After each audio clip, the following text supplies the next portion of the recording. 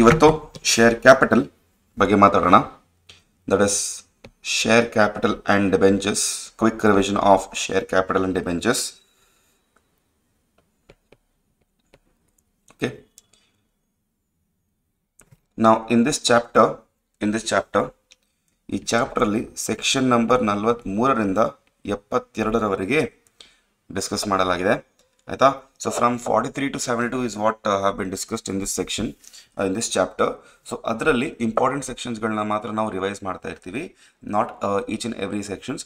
So first let's talk about share capital. What you mean by share capital? Share capital is nothing but a part of ownership. ಒಂದು ಓನರ್ಶಿಪ್ನ ಒಂದು ಭಾಗ ಅಷ್ಟೇ. Clear? ನಾವೊಂದು ದುಡ್ಡು ಕೊಟ್ಟು ಕೊಂಡ್ಕೊಳ್ಳೋದು ಆ ಓನರ್ಶಿಪ್ನ.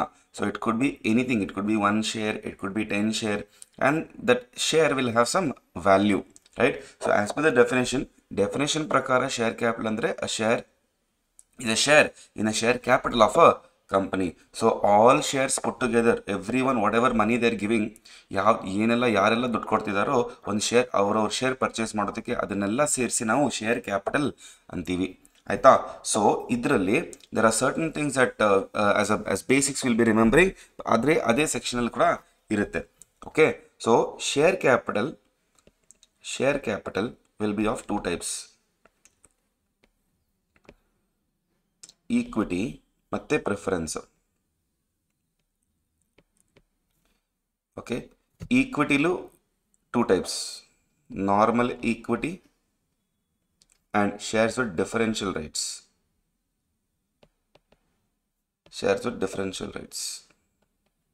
Okay, preference ಅಲ್ಲಿ redeemable, irredeemable ಎಲ್ಲ ಇರುತ್ತೆ. But as per companies act irredeemable preferences ಕೊಡಂಗಿಲ್ಲ. It's prohibited. So you have to give only redeemable preference shares. Okay, redeemable preference shares. Convertible ಕೊಡ್ಬೋದು, ಪರವಾಗಿಲ್ಲ. ಬಟ್ ರಿಡಮ್ಷನ್ ಬಂದಾಗ irredeemable ಕೊಡುವ ಹಾಗೆ ಇಲ್ಲ. ಆಯ್ತಾ? ಸೊ ಡಿಫರೆನ್ಷಿಯಲ್ ರೈಟ್ಸ್ ಮತ್ತೆ ನಾರ್ಮಲ್ ರೈಟ್ಸ್, ಈ ತರ ಇದು ಈಕ್ವಿಟಿ ಶೇರ್ಸ್ ಒಳಗಡೆ ಬರೋದು. Normal differential rights with respect to what? Voting ಇರಬಹುದು, ಡಿವಿಡೆಂಡ್ ಇರಬಹುದು, ಏನೇ ಬೇರೆ ತರ ರೈಟ್ಸ್ ಇರಬಹುದು. ಫಾರ್ ಎಕ್ಸಾಂಪಲ್, ಇದರಲ್ಲಿ ನಾರ್ಮಲ್ ಶೇರ್ ಅಲ್ಲಿ 1 share 1 vote ಹೇಳಿದ್ರೆ, ಇದರಲ್ಲಿ 10 shares 1 vote ಇರಬಹುದು. And to compensate that 5% dividend ಜಾಸ್ತಿ ಕೊಟ್ಟಿರ್ಬೋದು. ಆಯ್ತಾ? ಬಟ್ ಇವಾಗ ನೋಡೋಕೆ ಹೋದ್ರೆ ಈ ನಾರ್ಮಲ್ ಶೇರ್ಸ್ ಮತ್ತೆ ಡಿಫರೆನ್ಷಿಯಲ್ ಶೇರ್ಸ್ ಅಲ್ಲಿ ಇರೋ ಡಿಫರೆನ್ಸ್ ಇದೆ. ಓಕೆ, ಅಲ್ಲಿ 1 share 1 vote, ಇಲ್ಲಿ 10 shares 1 vote, ಅಥವಾ 1 share 10 votes ಇರ್ಬೋದು. Differential rights. Okay, section number 43 ಅಲ್ಲಿ ನಿಮಗೆ ಡಿಫರೆನ್ಷಿಯಲ್ ರೈಟ್ಸ್ ಇಶ್ಯೂ ಮಾಡಬೇಕಿದ್ರೆ ಏನೆಲ್ಲ ಕಂಡೀಷನ್ಸ್ ಇದೆ, right? That is what is told in section number 43. First condition they have told, your AOA must be authorized. Articles of association ಅಲ್ಲಿ authorization ಇರಬೇಕು. Okay, second one ಯಾವ type resolution pass ಮಾಡಬೇಕು? Ordinary resolution pass ಮಾಡಬೇಕು. ಆಯ್ತಾ? ಆದರೆ if you are a listed company, you pass a resolution through postal ballot. You pass a resolution through postal ballot. Then ಮತ್ತೆ maximum 74% of the differential right shares ಇರಬೇಕು. maximum it can't exceed 74%. clear? so whatever differential, ಏನೇ differential shares ಕೊಡ್ತಾ ಇದ್ದೀರಾ ನೀವು, total voting power ಎಷ್ಟಂತ calculate ಮಾಡಿ ಅದರಲ್ಲಿ 74% ಮಾತ್ರ ನಿಮಗೆ ಮ್ಯಾಕ್ಸಿಮಮ್ ಲಿಮಿಟ್. ಅಲ್ಲಿವರೆಗೆ ನೀವು ಡಿಫರೆನ್ಷಿಯಲ್ ಶೇರ್ಸ್ ಕೊಡ್ತಾ ಇರ್ಬೋದು. So 74% of total voting power is equal to maximum limit. Clear? This is your previously issued shares, normal shares, as well as differential voting rates. Ella seri total voting power, everything maximum 74% is what available. Matte no default in payment of dividend, debentures, deposit, preferential shareholders, their dividend, clear, term loan, their interest, then employees payment, ಈ EPF ESI ಇದನ್ನು default ಮಾಡಬಾರ್ದು. Then IPFಗೆ transfer ಮಾಡೋ ದುಡ್ಡೆಲ್ಲ ಟೈಮಿಗೆ transfer ಆಗಬೇಕು.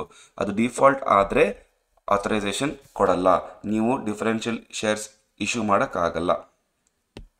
Okay, that is done.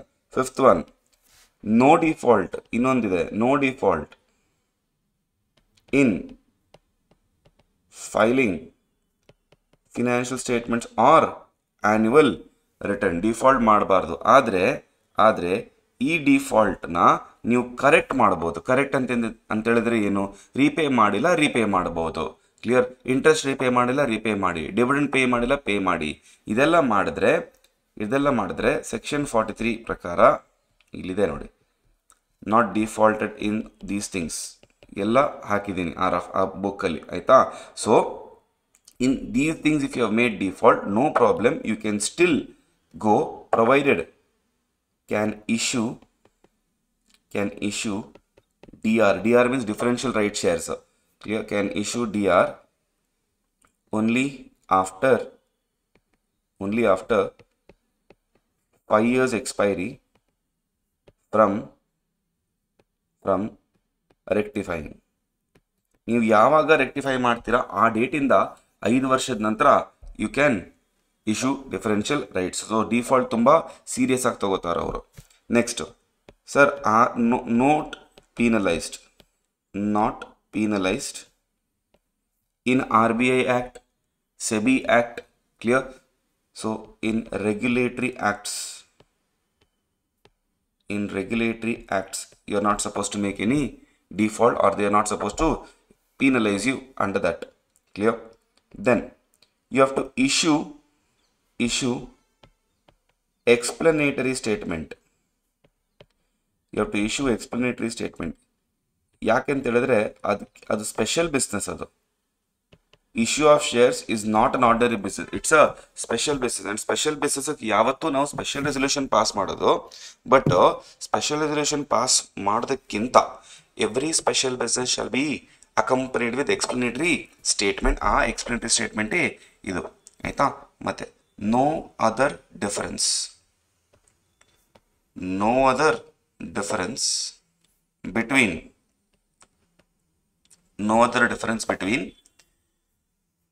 DRs and normal equity shareholders.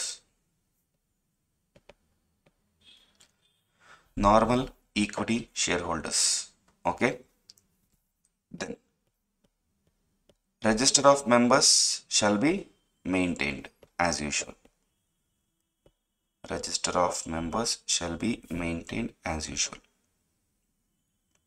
Okay, now so these are few important points of section number 43 which you have to remember in the exam.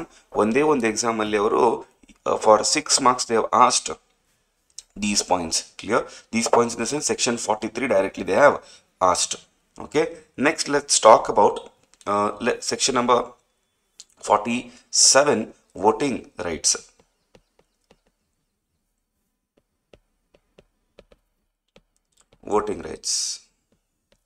ಇವಾಗ voting rights ಅಲ್ಲಿ ನಮಗೆ ಗೊತ್ತಿರೋ ಪ್ರಕಾರ 2 ತರ shares ಇರುತ್ತೆ. One is equity shares or shareholders. One is preference shareholders.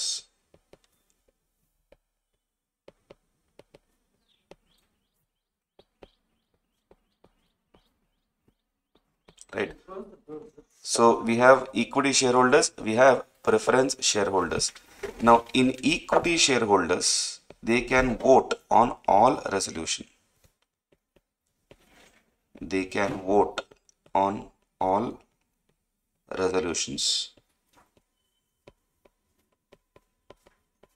Placed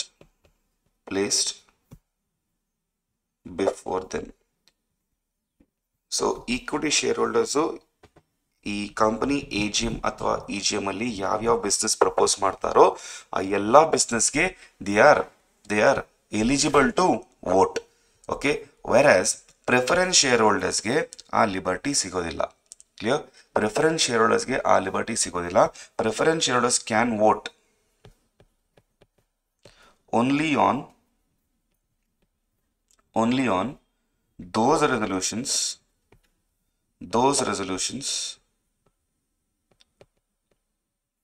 that affects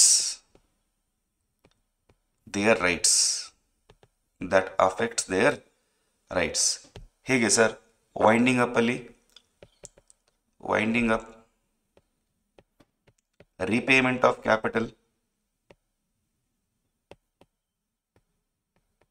repayment of capital, clear?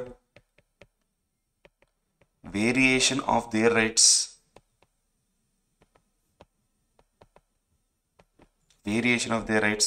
ಮತ್ತೆ ಇನ್ನೊಂದಿದೆ ತುಂಬಾ ಇಂಪಾರ್ಟೆಂಟ್ ಇದು. Note, if dividend is unpaid,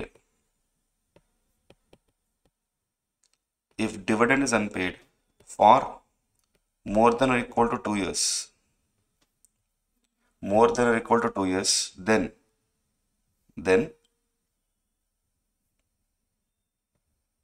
they are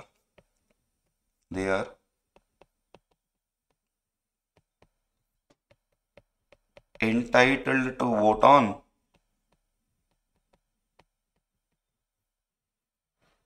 all resolutions.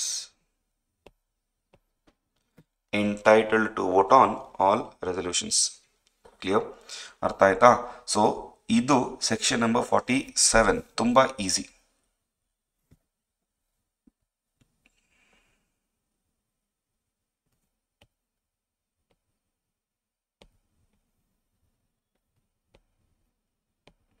So these notes I'll send it to you, okay, once I finish this particular chapter. Today is the last day for this particular revision. So once this is done, once only we'll send all the notes, so that you should not get confused as to where is that chapter notes and where is dividend notes. So once only I will send it to you. Okay, I was supposed to send you yesterday, but I couldn't, right? Then I got the thought that let me finish and then send you once for all. Aita? Next, sir, this is section number 47. Sir, section 48 next. Variation of shareholders' rights.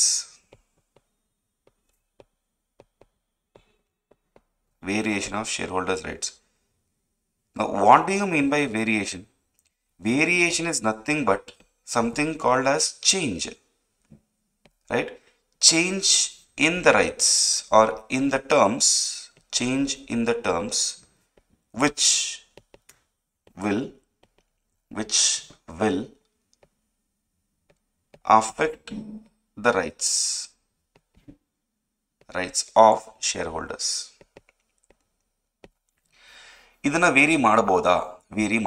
Absolutely very ಮಾಡಬಹುದು. ಆದರೆ very ಮಾಡೋದಕ್ಕಿಂತ ಮೊದಲು we have to check for certain conditions. What is that condition? First one, your AOA MOA authorization is required. Basically AOA 100%, okay, base document authorization is required. B, if not authorized,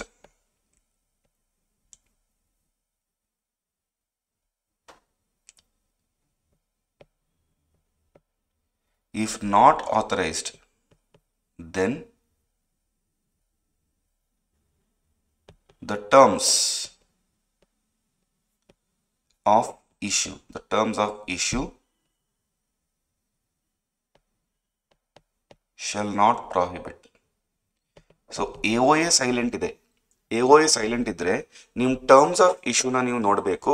if terms of issue has been a problem, if terms of issue has told variation ಮಾಡೋಕ್ಕಾಗಲ್ಲ, then ನಾನು variation ಮಾಡೋಕ್ಕಾಗಲ್ಲ. ಆದರೆ terms of issue ನನಗೆ liberty ಕೊಡ್ತಾ ಇದೆ variation ಮಾಡೋದಕ್ಕೆ, ನಾನು very ಮಾಡಬಹುದು. ಅವ್ರು ಏನೇ ರೈಟ್ಸ್ ಇರಲಿ, ಡಿವಿಡೆಂಡ್ ರೈಟ್ಸ್ ಇರಲಿ,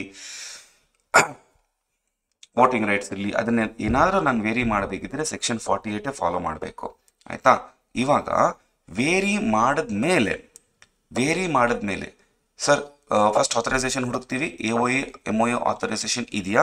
ಇದ್ರೆ then we will go for variation, but before that we'll have to pass resolution. We have to pass something called as resolution. What type of resolution will be passing, sir? Either you take permission of 3/4 of issued shares ಆ ಕ್ಲಾಸ್ದು, issued shares of that specific class, or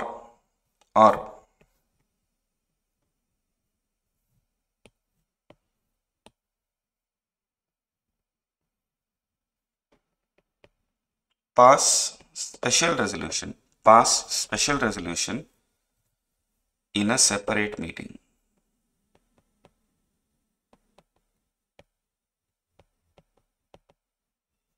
Of such shareholders. Pass SR in a separate meeting of such shareholders. Clear? ಇವಾಗ ಇದರಲ್ಲಿ there are people who are called as dissenting shareholders. Who are called as what? Dissenting shareholders. Dissenting shareholders means those who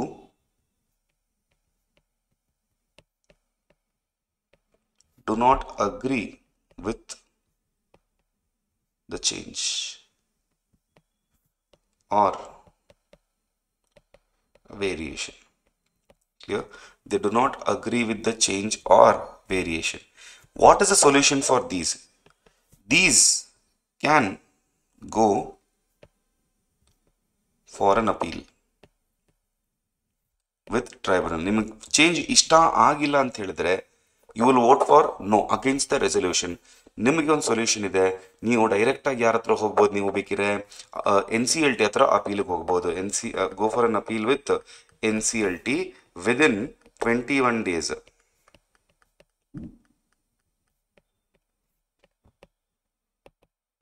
Within 21 days, and therefore appeal solve ಆಗೋವರೆಗೆ ಈ variation effect ಆಗಲ್ಲ, variation stay ಆಗಿರುತ್ತೆ, pass ಆಗಿರುತ್ತೆ. So until NCLT decides on this matter, until NCLT decides on this matter, variation will not have any effect. Variation will not have any effect. Clear? And once NCLT decides, final decision. No more changing or no more going for an appeal. So this is the last level of appeal you can reach. This is your section number 48, variation of shareholders' rights. Clear? Now, next section we'll talk about section number 50.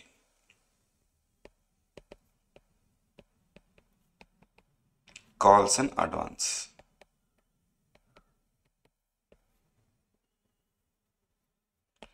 Now, sir, what do you mean by calls in advance? Calls in advance means the money, the call money, or rather than the unpaid money, the unpaid amount in a share paid by or accepted by the company, accepted by the company, okay,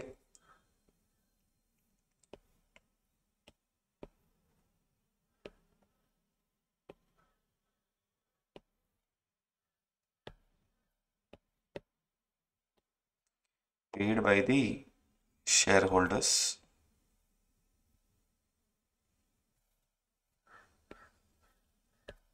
or accepted by the company before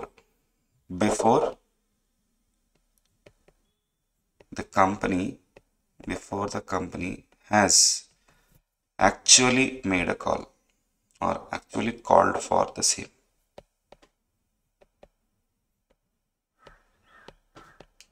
so ನಾವು ಕಾಲ್ ಮಾಡೋಕ್ಕಿಂತ ಮೊದಲೇ ನೀವು payment ಮಾಡಿದ್ರೆ ಆ ಥರ ಪೇಮೆಂಟ್ನ ನಾವು calls in advance ಅಂತ ಕರಿತೀವಿ. ಇದರಲ್ಲಿ for example imagine mister A has 10,000 shares of rupees 10 each, ಆಯಿತಾ, rupees 6 paid up. Therefore, current paid up value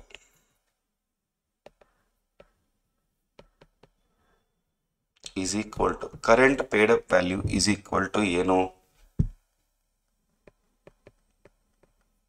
10,000 into rupees 6, that is equal to rupees 60,000. ಇವಾಗ ಕಂಪನಿ ಆ 4 ರೂಪಾಯಿನ ಕಾಲೇ ಮಾಡಿಲ್ಲ. ಇವ್ರೇನು ಮಾಡ್ತಾರೆ, ಇವ್ರಿಗೊಂದು ಲಾಟ್ರಿ ಹೊಡೆಯುತ್ತೆ. ಇವಾಗ ಲೆಟ್ಸ್ ಸೇ ಫಾರ್ ಎಕ್ಸಾಂಪಲ್ ಆ ಲಾಟ್ರಿಯಿಂದ ಏನು ದುಡ್ಡು ಉಳಿಯುತ್ತೆ, ಆ ದುಡ್ಡಿಂದ ಅವರು mister A has paid rupees 2 on every share before the company has called. So company call ಮಾಡೋದಕ್ಕಿಂತ ಮೊದಲೇನೆ ನಾನು 2 ರೂಪಾಯಿ ಪರ್ ಶೇರ್ ಕೊಟ್ಟಿದ್ದೀನಿ. ದೇರ್ ಫೋರ್ ನಾನು ಎಷ್ಟು ಕೊಟ್ಟಿದ್ದೀನಿ sir, 10,000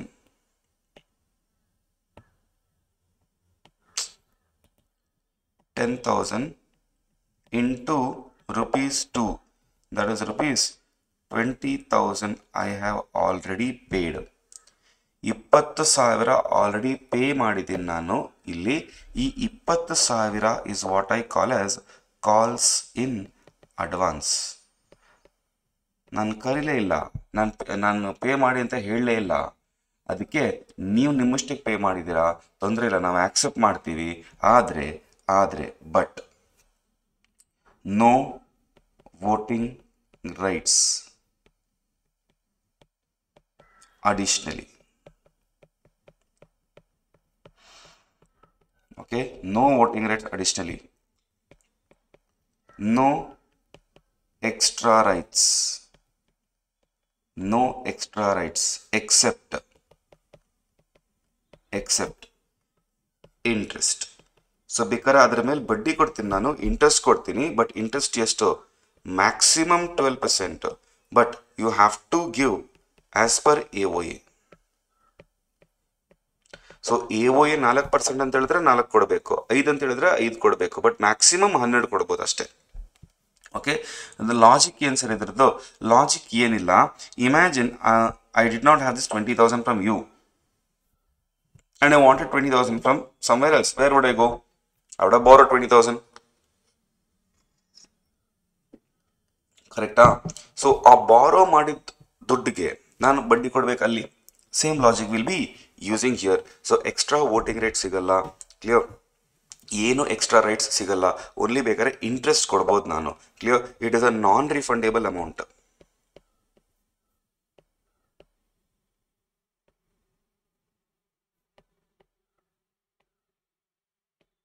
it's a non refundable amount. ನಾನು ರೀಫಂಡ್ ಮಾಡಲ್ಲ, ಏಕೆಂತ ಹೇಳಿದ್ರೆ I would have already put into the business. It's a capital for me. I will not keep it idle, and for that reason it is a non refundable amount. We will not be giving it to you. ಕ್ಲಿಯರಾ? Yes, right. This is what we call as section number 50, calls in advance. Clear? ಇವಾಗ next ಒಂದು important section ಇದೆ, that is your section number 51, proportionate dividend.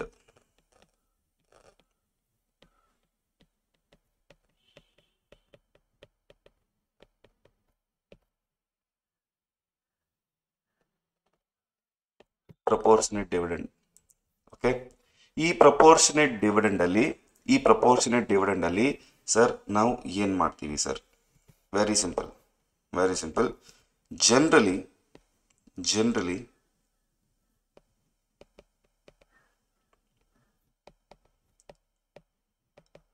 dividend is paid on, generally dividend is paid on nominal value,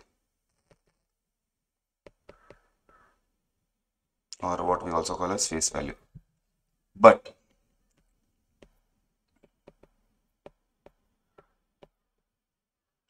if AOA authorizes, then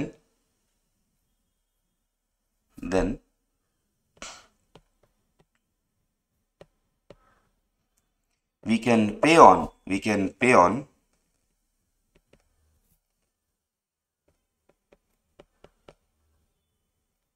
paid up value. Clear? We can pay on paid up value. So what do you mean by we can pay on paid up value, sir? Try to understand the logic here. ಏನಾಗುತ್ತೆ ಅಂತ ಹೇಳಿದ್ರೆ, imagine there are two people, Mr. A, Mr. B. Okay, ಇವಾಗ mister A ಏನು ಮಾಡ್ತಾರೆ, ಅವ್ರ ಹತ್ರ 10,000 shares of rupees 10 each fully paid. ಇವ್ರ ಹತ್ರನೂ 10,000 shares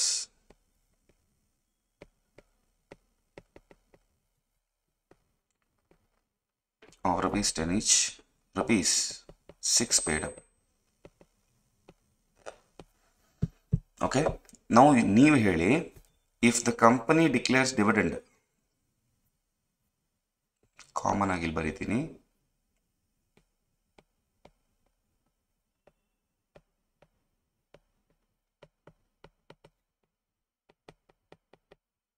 ಕಂಪನಿ ಡಿಕ್ಲೇರ್ಸ್ 10% ಡಿವಿಡೆಂಡ್. ಇವಾಗ ಎಗೆ ಎಷ್ಟು ಸಿಗುತ್ತೆ sir dividend? I told you normally dividend is paid on nominal value or face value. ಇವರ ಫೇಸ್ ವ್ಯಾಲ್ಯೂ ಎಷ್ಟು? 10. So 10,000 into rupees 10 into 10%. So how much? 10,000 into 10 is 1 lakh. 1 lakh into 10% is equal to rupees 10,000. ಆದರೆ ಇವ್ರದ್ದು again dividend is always paid on nominal or face value. So 10,000 shares into rupees 10 into 10%, that is equal to rupees 10,000. Okay, but let's calculate their ROI. 10,000 divided by ಅವ್ರು ಎಷ್ಟು invest ಮಾಡಿದ್ದಾರೆ? 1 lakh into 100, that is equal to 10%. ಕರೆಕ್ಟಾಗಿ match ಆಗ್ತಾ ಇದೆ sir. ಆದರೆ ಇವ್ರದ್ದು ROI, ಇವ್ರ return ಸಿಕ್ಕಿದ್ದು 10,000, ಆದರೆ ಇವ್ರು ಇನ್ವೆಸ್ಟ್ಮೆಂಟ್ ಮಾಡಿದ್ದೆಷ್ಟು? 6 ರೂಪಾಯಿ ಮಾತ್ರ ಒಂದು ಶೇರ್ ಮೇಲೆ ಪೇ ಮಾಡಿದ್ದು, ಹಂಗೆ 10,000 ಶೇರ್ಸ್ ತಗೊಂಡಿದ್ದಾರೆ. So 10,000 into rupees 6 will be 60,000 into 100 ಎಷ್ಟಾಯಿತು? 1/6 ಇಂಟು 100. 1/6 ಇಂಟು 100 ಮಾಡೋಕ್ಕೆ ಹೋದರೆ 16.67%. ಆ್ಯಕ್ಚುಲಿ ಮ್ಯಾಚ್ ಆಗಲ್ಲ. ಒಳ್ಳೇದಲ್ವ? ಹಂಗಾರೆ ನಾನು ಯಾಕೆ ಫುಲ್ ಪೇ ಮಾಡಬೇಕು? ನಾನು ಪಾರ್ಟ್ ಪೇ ಮಾಡಿಬಿಟ್ಟು ನನಗೆ ನೀವು ಡಿವಿಡೆಂಡು ಇದ್ರ ಮೇಲೆ ಯಾವುದು ಫೇಸ್ ವ್ಯಾಲ್ಯೂ ಮೇಲೆ ಕೊಟ್ಟರೆ ನನಗೆ ಒಳ್ಳೇದಲ್ವಾ?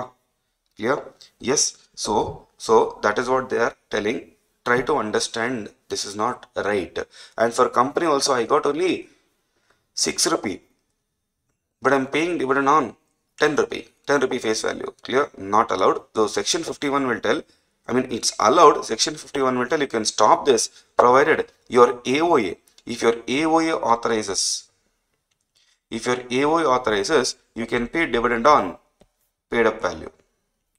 Now when you're paying dividend on paid up value, 10,000 into 6, 60,000 into 10%, 6,000. 6,000 divided by 60,000, you'll still get 10% only.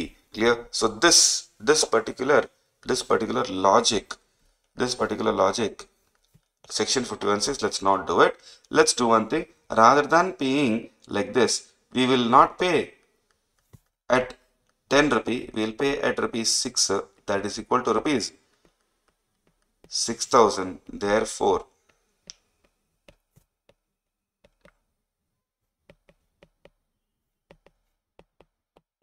it will match. Clear? Therefore match ಆಗುತ್ತೆ ಇವಾಗ. That is what the advantage of section 51 proportionate dividend. ಅರ್ಥ ಆಯ್ತಾ? This is the first see, this chapter should be divided into multiple parts. Only then will be able to crack it nicely. First part ಏನು sir, section 43 51 will be first part.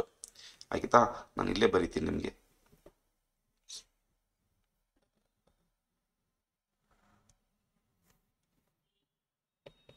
Part 1 section 43 to section 51. Part 2 section 52 to section 55. Part 3 56 to 61. Part 4 62 to 63. Part 5 66 separately. Part 6 67 to 70. Part 7 71 to 72. So ಈ ಥರ ನೀವು divide ಮಾಡಿದ್ರೆ ನಿಮ್ಗೆ ಓದೋಕ್ಕೆ ಸುಲಭ ಆಗುತ್ತೆ ಈ chapter. Otherwise chapter looks very heavy and very lengthy and very ಒಡಸೆ density wise it feels like you are studying too much. So ಅದನ್ನು ಡಿವೈಡ್ ಮಾಡಿಬಿಟ್ಟು ಚಿಕ್ಕ ಚಿಕ್ಕ ಪಾರ್ಟ್ಸಲ್ಲಿ ನಾವು ಓದಬೇಕಾಗತ್ತೆ, ರೈಟ್. ಸೊ ನಾವು ಪಾರ್ಟ್ 1 ನಮ್ಮದು ಮುಗ್ದಿದೆ.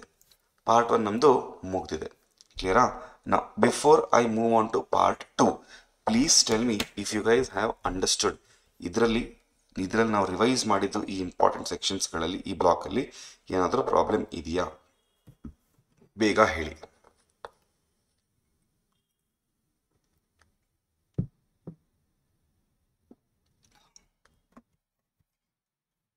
ಅರ್ಥ ಆಯ್ತಾ? Okay, right. Okay, next let's try and understand the next slot, that is section number 52.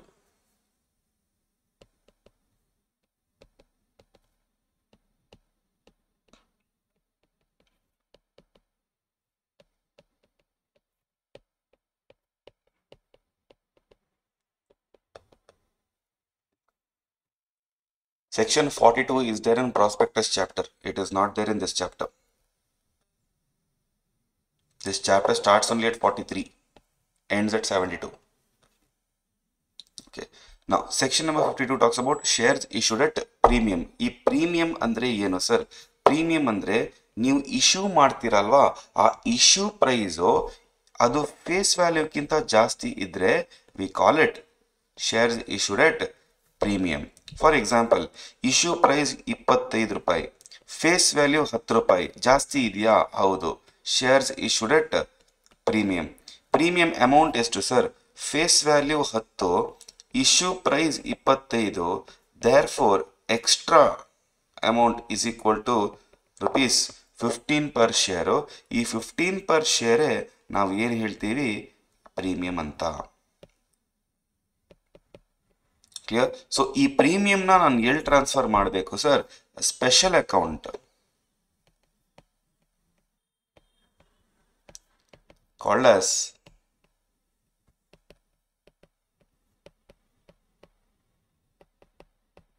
Securities premium account. Securities premium account ನಿಮಗೆ ಇಫ್ ಯು ರಿಮೆಂಬರ್, ನಿಮಗೆ ಜ್ಞಾಪ ಇದ್ರೆ ಈ ಅಕೌಂಟ್ಸಲ್ಲಿ ನೀವು ಒಂದು ಎಂಟ್ರಿ ಪಾಸ್ ಮಾಡಿಟ್ಟಿರ್ತೀರ. ಇದಕ್ಕೆ ಏನದು? Bank account debit to equity share capital account face value, ಇದರಲ್ಲಿ total issue price, to securities premium account.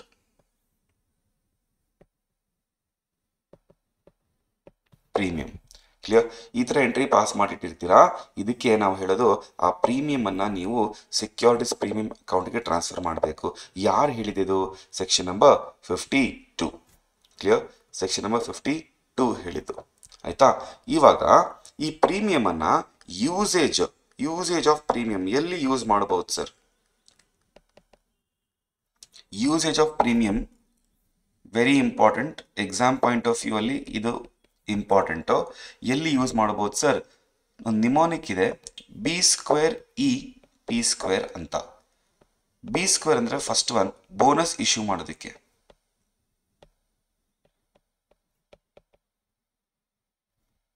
ಎರಡನೇದು ಬೈಬ್ಯಾಕ್ ಮಾಡೋದಕ್ಕೆ.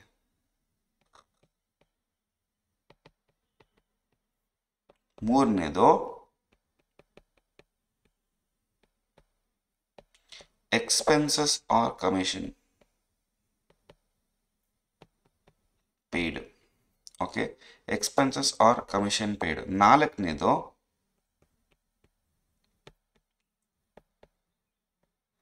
ಈ ಪ್ರಿಲಿಮಿನರಿ ಎಕ್ಸ್ಪೆನ್ಸಸ್ ರೈಟ್ ಆಫ್ ಮಾಡೋದಕ್ಕೆ. ಪ್ರಿಲಿಮಿನರಿ ಎಕ್ಸ್ಪೆನ್ಸಸ್ ರೈಟ್ ಆಫ್ ಮಾಡೋದಕ್ಕೆ. ಐದನೇದು premium payable on redemption of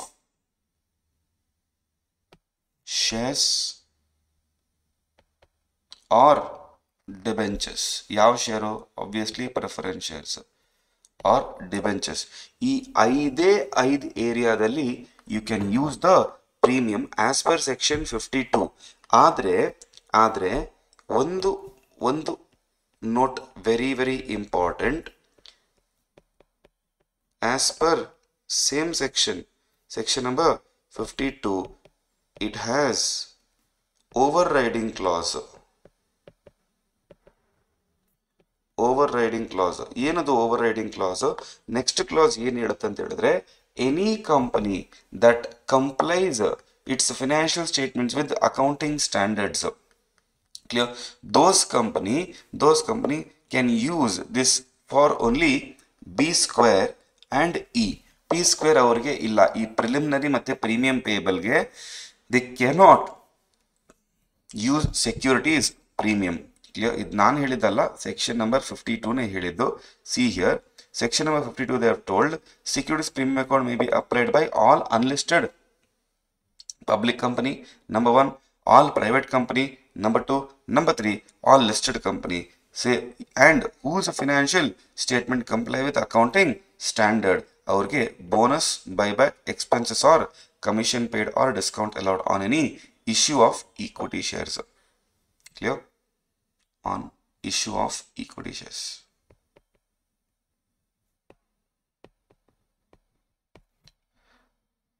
Overriding clause where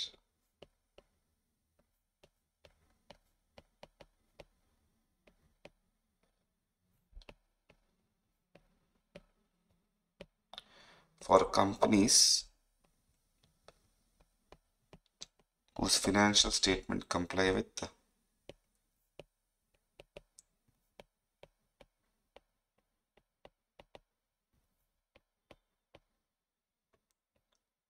ನೀವೇ ಹೇಳಿ, ಯಾವುದಾದ್ರೂ financial statement accounting standard compliance ಇಲ್ಲದೆ ಮಾಡ್ತಾರಾ? ಇಲ್ಲ. ಇದೇ ಆ್ಯಕ್ಟಲ್ಲಿ ಹೇಳಿದರೆ you have to follow accounting standards ಅಂತೇಳಿ.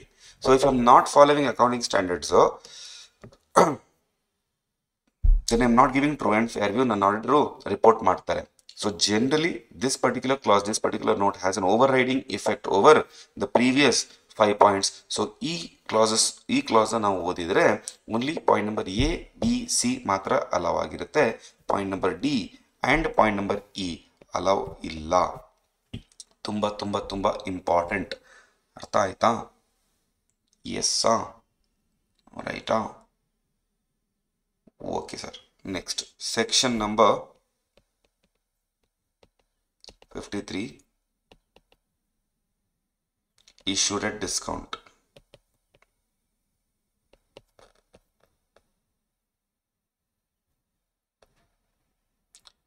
Now, generally prohibited.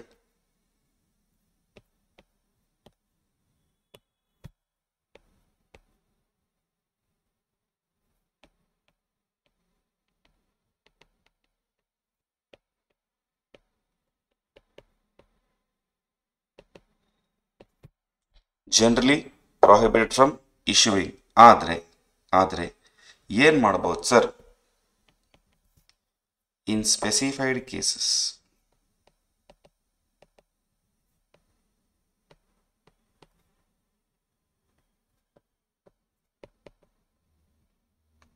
Can be issued. ಯಾವ ಕೇಸಸ್ ಅದು? A sir, in case of sweat equity shares. Because sweat equity shares ಕೊಡೋದು ನಾವು ನಮ್ಮ ಎಂಪ್ಲಾಯೀಸ್ ಹಾರ್ಡ್ ವರ್ಕ್ ಮಾಡಿ ಮೇಲೆ ಬರ್ತಾರೆ ಸರ್, ಕಂಪ್ನಿನೂ ಮೇಲೆ ತರ್ತಾರೆ, ಅದಕ್ಕೆ ಅವ್ರಿಗೆ ಆಸ್ ಅ ರಿವಾರ್ಡ್ ನಾವು ಸ್ವೆಟ್ ಈಕ್ವಿಟಿ ಶೇರ್ಸ್ ಕೊಡಬಹುದು. ಎರಡನೇದು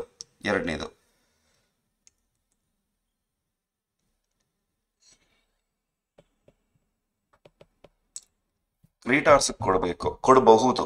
ಹೇಗೆ sir? When there debt is converted into equity, and this conversion has to be done as per statutory resolution plan or debt restructuring scheme with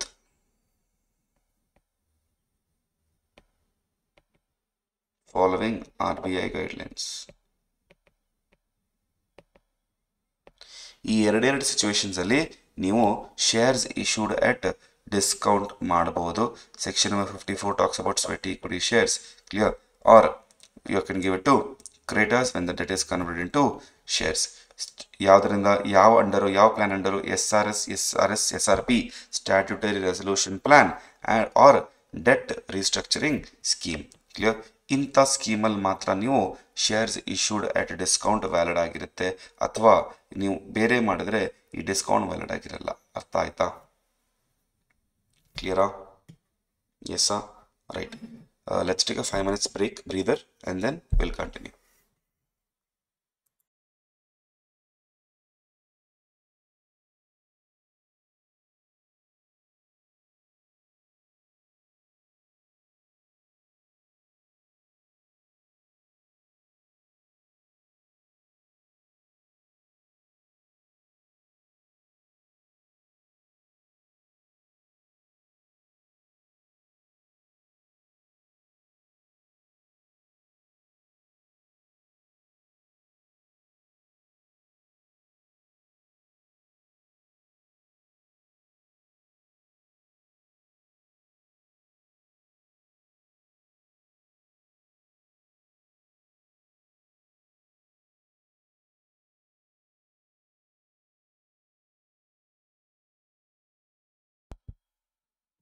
Hello, am I audible now? Yes? Okay, right. So sweat equity shares section number 54 ಅಲ್ಲಿ ಎಂಪ್ಲಾಯೀಸ್ಗೆ ಕೊಡಬಹುದು ಅಥವಾ directors ಕೊಡಬಹುದು. Directors ಕೂಡ employees. ಯಾವ type directors, ಯಾವ type employees ಸ್ವಲ್ಪ ಮಾತಾಡೋಣ after the point. ಇಲ್ಲಿ ಇದೆ ಡೆಫಿನೇಷನ್ ಆಫ್ ಎಂಪ್ಲಾಯೀಸ್ ಈ ಪರ್ಪಸ್ಗೆ, ರೈಟ್? ಡಿಸ್ಕೌಂಟಲ್ಲಿ ಕೊಡಬಹುದು. ಸೆಕ್ಷನ್ 53 ಅಲೌ ಮಾಡುತ್ತೆ. For consideration other than cash means what? Could be assets. So assets ನಮ್ಮ ಥರ ಡಿಪ್ರಿಷಿಯೇಬಲ್ ಅಸೆಟ್ ಬಂದರೆ ಬ್ಯಾಲೆನ್ಸ್ ಶೀಟ್ ಟ್ರಾನ್ಸ್ಫರ್ ಮಾಡ್ಬೋದು. ಬೇರೆ ಥರ ಅಸೆಟ್ ಬಂದರೆ you can considered as expense, clear? So ಯಾತಕ್ಕೆ ಕೊಡ್ತೀವಿ ನಾವು ಶೇರ್ಸು ಡಿಸ್ಕೌಂಟ್ಗೆ? To providing so that they are providing their knowledge, skill and intellectual property or any value addition by whatever name called. Sweat equity shares must be of a class already issued. That means fresh issue ಮಾಡಬಾರ್ದು. ಎಂಪ್ಲಾಯೀಸ್ಗೆ fresh issue ಮಾಡಬಾರ್ದು. Consideration can be in kind, and ಅದೇ ಹೇಳಿದ್ ನಾನು, consideration other than cash is nothing but in kind. ನೀವು ಏನೇ ಕೊಡಿ, ನೀವು ಕ್ಯಾಶ್ ಕೊಟ್ಟರೆ ಪರವಾಗಿಲ್ಲ, ಡೈರೆಕ್ಟಾಗಿ we know how to account for it. But kind ಕೊಟ್ಟರೆ ಈ ಥರನೇ, ಡಿಪ್ರಿಷಿಯಬಲ್ ಅಸೆಟ್ ಕೊಟ್ಟರೆ balance sheet. Okay, right? Okay sir. Special resolution pass ಆಗಬೇಕು because it is a special business. Okay, and special ಬಿಸ್ನೆಸ್ಸಲ್ಲಿ ಜಸ್ಟ್ ನಾವು ನೋಡಿದ್ವಿ, ಎಕ್ಸ್ಪ್ಲನೇಟರಿ ಸ್ಟೇಟ್ಮೆಂಟ್ ಕೊಡಬೇಕಾಗುತ್ತೆ, right? ನೀವು ಲಿಸ್ಟೆಡ್ ಕಂಪನಿ ಆದರೆ ಸೆಬಿ ರೆಗ್ಯುಲೇಷನ್ಸ್ನ ಫಾಲೋ ಮಾಡಬೇಕು. ನೀವು ಅನ್ಲಿಸ್ಟೆಡ್ ಕಂಪನಿ ಆದರೆ CG ರೂಲ್ಸ್ನ ಫಾಲೋ ಮಾಡಬೇಕು. ಈ sweat equity shares holder shall rank pari passu with others, meaning you and others are equal. ನಿಮ್ಮಲ್ಲಿ ಏನೂ ಡಿಫರೆನ್ಸ್ ಇಲ್ಲ, ಎಲ್ಲ ಥರದ ರೈಟ್ಸ್ ಸೇಮ್ ನಿಮಗೆ. Sweat equity shares, that is our employees and other shareholders. Yaar sir employee? Idu very very important definition.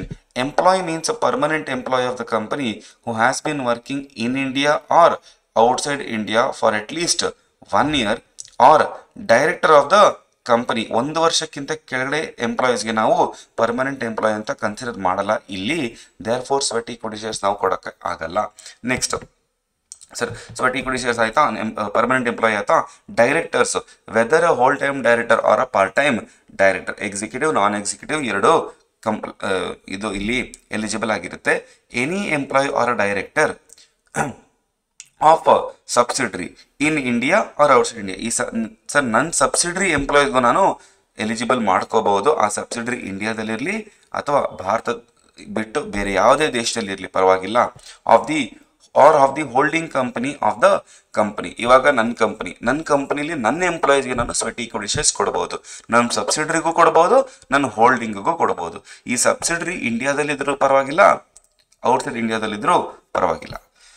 Clear? 12 ತಿಂಗಳ ಒಳಗಡೆ ನಾನು ಅಲಾಟ್ಮೆಂಟ್ನ ಮುಗಿಸ್ಬೇಕು. What you mean by allotment?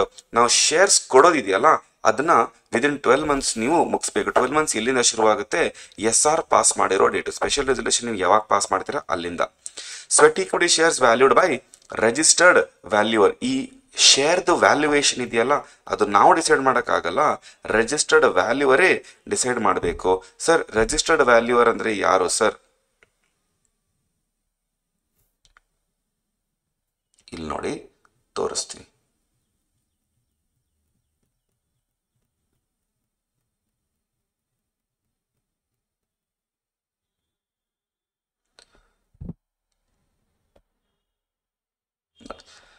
ಒಂದು ಚಾಪ್ಟರ್ ಇದೆ ರಿಜಿಸ್ಟರ್ಡ್ ವ್ಯಾಲ್ಯೂವರ್ಸ್ ಅಂತೇಳಿ, ಸೆಕ್ಷನ್ ನಂಬರ್ 247. ಈ ಸೆಕ್ಷನ್ ಒಳಗಡೆ ಅವರು ರಿಜಿಸ್ಟರ್ಡ್ ವ್ಯಾಲ್ಯೂಯೇಷನ್ ಬಗ್ಗೆ ಮಾತಾಡಿದ್ದಾರೆ ಆಯ್ತಾ. ಅವರು impartial, true and fair view, diligence ಮಾಡ್ತಾರೆ. Clear? They should make the valuation with such rules as may be prescribed. ನೋಡಿ, ಕ್ವಾಲಿಫಿಕೇಶನ್ಸು, ಎಕ್ಸ್ಪೀರಿಯನ್ಸು ಎಲ್ಲ ಇಲ್ಲಿ ಕೊಟ್ಟಿರ್ತಾರೆ. ಅರ್ಥ ಆಯ್ತಾ? ಅಂಡರ್ಸ್ಟುಡ್? ಓಕೆ.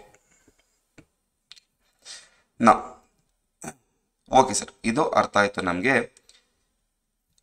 ಎಂಪ್ಲಾಯಿ ಡೆಫಿನೇಷನ್ ಅರ್ಥ ಆಯ್ತು. ಅಲಾಟ್ಮೆಂಟ್ ಮಾಡಬೇಕು, ಪರವಾಗಿಲ್ಲ. Limit on sweat equity shares in 1 financial year. ಎಷ್ಟು ಸ್ವೆಟ್ ಈಕ್ವಿಟಿ ಶೇರ್ಸ್ ಕೊಡಬಹುದು sir? 15% of paid up capital or 5 crores in value whichever is higher.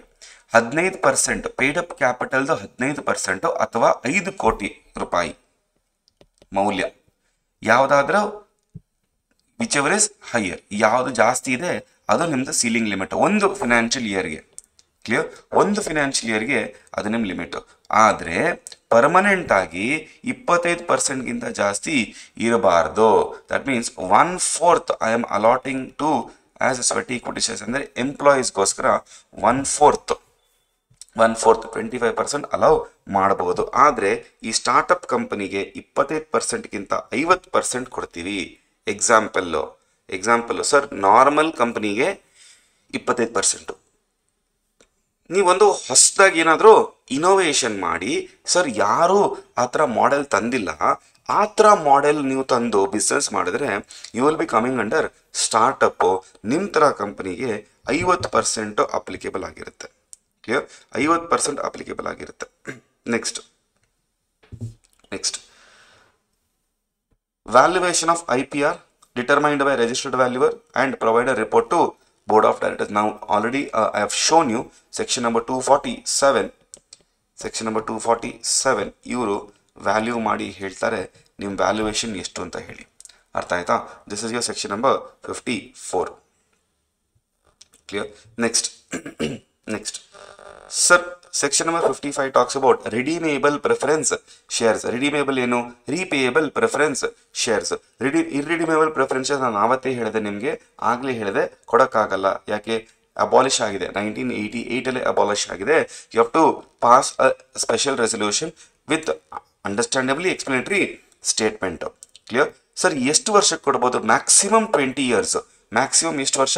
20 years. 20 yearsಗಿಂತ ಮೇಲೆ ಕೊಡಬಹುದಾ? Yes. Only for infrastructure projects you can give for more than 20 years, subject to redemption of 10% on annual basis. 10% ಇದು sir, ಇದು guidance. Minimum 10%. ನಿಮ್ಗೆ ಬೇಕಿದ್ರೆ maximum ಎಷ್ಟು ಬೇಕಾದ್ರೆ ಕೊಡಿ, ನಿಮ್ಮ ಇಷ್ಟ. ಕ್ಲಿಯರ್? ಐ ಜಸ್ಟ್ ನಿಮ್ಮ ಟೆಕ್ಸ್ಟ್ ಬುಕ್ಕಲ್ಲಿ ನೀವು ನೋಟ್ ಮಾಡ್ಕೊಳ್ಳಿ. Minimum redemption clear. 20% ಕೊಡ್ಬೋದಾ, ಕೊಡಿ, ಪರವಾಗಿಲ್ಲ. Clear, right. Then redemption can be either out of profits of the company. ನಿಮ್ಮ ಪ್ರಾಫಿಟ್ಸ್, ಯಾವ profits? Not all profits, after everything the profits which are available for the dividend. Clear. So ಈ profits ಇಂದ ನೀವು ಬೇಕಾದ್ರೆ redeem ಮಾಡ್ಕೋಬಹುದು, ಅಥವಾ fresh issue, profits ಇಲ್ಲ ನನ್ನ ಹತ್ರ, ಫ್ರೆಶ್ ಇಶ್ಯೂ ಮಾಡಿ ನಾನು ರಿಡೀಮ್ ಮಾಡಬಹುದು. Redeem means what? Redeem is equal to repayment. Redeem is equal to what? Repayment. ಈ ರೀಪೇಮೆಂಟ್ನ ನಾನು ಪ್ರಾಫಿಟ್ಸ್ ಇಂದ ಮಾಡಬಹುದು, ಅಥವಾ ನಾನು ಫ್ರೆಶ್ ಇಶ್ಯೂ ಇಂದ ಮಾಡಬಹುದು. Clear. Share shall be redeemed only if it is fully paid. Redemption is not a reduction in authorized capital. ನಾನು ರೀಪೇಮೆಂಟ್ ಮಾಡ್ತಾ ಇದ್ದೀನಿ, ರೆಡ್ಯೂಸ್ ಮಾಡ್ತಾ ಇಲ್ಲ. ರೀಪೇಮೆಂಟ್ ಅದರದ್ದು ಟರ್ಮ್ ಆಯಿತು, ಅದರದ್ದು ಟರ್ಮ್ಸ್ ಅಂಡ್ ಕಂಡೀಷನ್ಸ್ ಫುಲ್ಫಿಲ್ ಆಯಿತು, I am suppose to give that money back. Sir, preference shares redeem ಮಾಡಿದ್ರೆ CRR ಕ್ರಿಯೇಟ್ ಮಾಡಬೇಕು ನೀವು. ಕ್ಯಾಪಿಟಲ್ ರಿಡಂಪ್ಷನ್ ರಿಸರ್ವ್ ಅಕೌಂಟ್ ನೀವು ಕ್ರಿಯೇಟ್ ಮಾಡಬೇಕು. ಎಷ್ಟು ಸರ್, ಎಷ್ಟು ರಿಸರ್ವ್ ಅಲ್ಲಿ ನಾವು ಟ್ರಾನ್ಸ್ಫರ್ ಮಾಡಬೇಕು? A sum equal to nominal amount of the shares. ಯಾವ shares? The shares which you redeemed. For example 10,000 shares of ₹10 each redeemed at par. ಇವಾಗ ಇದಕ್ಕೆ ನಾವು ಏನು ಮಾಡೋದು? 10,000 into 10, 1 lakh ಕೊಡಬೇಕು. ಒಂದು ಪೇಮೆಂಟ್ ಆಯ್ತಾ? ಇನ್ನೊಂದು ಪೇಮೆಂಟ್ 10,000 into 10 ನಾನು ಇನ್ನೊಂದು ಪೇಮೆಂಟ್ CRRಗೆ ಟ್ರಾನ್ಸ್ಫರ್ ಮಾಡಿ ಇಟ್ಟಿರಬೇಕು. ಈ CRR ರಿಸರ್ವ್ಸ್ ಅಂಡ್ ಸರ್ಪ್ಲಸ್ ಅಲ್ಲಿ ಹೋಗಿ ಕೂತ್ಕೊಳ್ಳುತ್ತೆ. ಯಾಕೆ ಸರ್? ಸ್ವಲ್ಪ ಸೇವಿಂಗ್ಸ್ ಹ್ಯಾಬಿಟ್ ಯೂಸ್ ಮಾಡೋ ಥರ ಈ ರಿಸರ್ವ್ನ ಕಂಪನೀಸ್ ಆಕ್ಟ್ ಹೇಳ್ತಾ ಇದೆ, ನೀವು ಕ್ರಿಯೇಟ್ ಮಾಡಲೇಬೇಕು. ಮಾಡಿಲ್ಲ ಅಂತ ಹೇಳಿದ್ರೆ ನಾನ್ ಕಂಪ್ಲೈನ್ಸ್ ಆಗುತ್ತೆ. ಕ್ಲಿಯರ್. ಎಲ್ಲಿ ಅಪ್ಲೈ ಮಾಡ್ಬೋದು ಸರ್ CRRನ? Fully paid bonus shares issue ಮಾಡೋದಕ್ಕೆ ಮಾಡಬಹುದು. Premium payable on redemption section number 52 ಪ್ರಕಾರ ಇವಾಗ all other companies, see if it is complying with FS, we already know only out of profits you can redeem. ನಿಮಗೆ securities premium account available ಆಗಿರಲ್ಲ. But sir, if you have already issued before this act means what? 1956 act ಅಲ್ಲಿ ನೀವು preference shares issue ಮಾಡಿದ್ದೀರಾ, ರಿಡೀಮೇಬಲ್ preference shares. ಆ preference shares premium ಅಲ್ಲಿ redeem ಮಾಡಿದ್ರೆ ನೀವು SP ಅನ್ನ ಯೂಸ್ ಮಾಡ್ಕೋಬಹುದು, ಸೆಕ್ಯೂರಿಟೀಸ್ ಪ್ರೀಮಿಯಂ ಅಕೌಂಟ್ನ ಯೂಸ್ ಮಾಡ್ಕೋಬಹುದು. ವೆರಾಸ್ those companies whose financial statements are complying with accounting standards, ಅವ್ರಿಗೆ ಇವಾಗ ಅಂಡರ್ ಕಂಪನೀಸ್ ಆಕ್ಟ್ 2013 ನೀವು ಇಶ್ಯೂ ಮಾಡಿದ್ರೆ ಪ್ರಾಫಿಟ್ಸ್ ಆಫ್ ದ ಕಂಪನೀಸ್ ಮಾತ್ರ ಅವೈಲೇಬಲ್ ಇರುತ್ತೆ. ಇದು ಸೆಕ್ಷನ್ 52 ಅಲ್ಲೂ ನೋಡಿದೀವಿ ನಾವು. ಸೆಕ್ಷನ್ 52 ಅಲ್ಲೂ ನೋಡಿದೀವಿ. ಇಲ್ಲಿ ನೋಡಿ, ಅವೈಲೇಬಲ್ ಇಲ್ಲ. ಕ್ಲಿಯರ್. ಈ ಟಾಪಿಕ್ ಅವೈಲೇಬಲ್ ಇರೋದಿಲ್ಲ ನಿಮಗೆ. Where premium payable on redemption of shares, which shares I told you preferences not available now. ಅರ್ಥ ಆಯ್ತಾ? ಕ್ಲಿಯರಾ? Yes, right. Sir, if a company is not able to redeem any preference shares or any dividend pay ಮಾಡಕ್ ಆಗ್ತಾ ಇಲ್ಲ, ನೀವು ಬೇಕಾದ್ರೆ additional liability, additional ಶೇರ್ಸ್ನ ನೀವು issue ಮಾಡ್ಕೋಬಹುದು. ಆದ್ರೆ 3/4 ಇನ್ ವ್ಯಾಲ್ಯೂ ಅಂದ್ರೆ ಏನು? Amount of share holders. For example 1 lakh shares of ₹10 each, ₹10 lakh. ನೀವು ಇದ್ರದ್ದು 3/4 ತಗೋಬೇಕು. To know whether it is eligible or no. ಇದ್ರ 3/4 ತಗೊಂಡು ಎಸ್ ಅಂತ ಹೇಳಿದ್ರೆ ಪರವಾಗಿಲ್ಲ, ಒಂದು condition satisfied. Next condition with the approval of tribunal on a petition made by on this behalf. So tribunal approval ಬೇಕಾಗುತ್ತೆ. ಟ್ರೈಬ್ಯುನಲ್ ಅಪ್ರೂವಲ್ ಬಂದ ಮೇಲೆ you can issue further redeemable preference shares equal to amount due including the dividend thereon. So ನಿಮಗೆ ನಿಮ್ಮ ಹತ್ರ ದುಡ್ಡಿಲ್ಲ, profits ಇಲ್ಲ, fresh ಇಶ್ಯೂಗೆ ಹೋಗಬೇಕು, ಆವಾಗ you are able to, you have to do this. Clear? That's your section number 55, important from exam perspective. Okay? Yes, right sir. Now, in this part, we are done with P1, we are done with P2. Clear? ನಾನು P3 ಒಂದೇ ಒಂದು section ಮಾಡೋದು, section number 58 refusal. Clear? Then will do P4, P5, P6.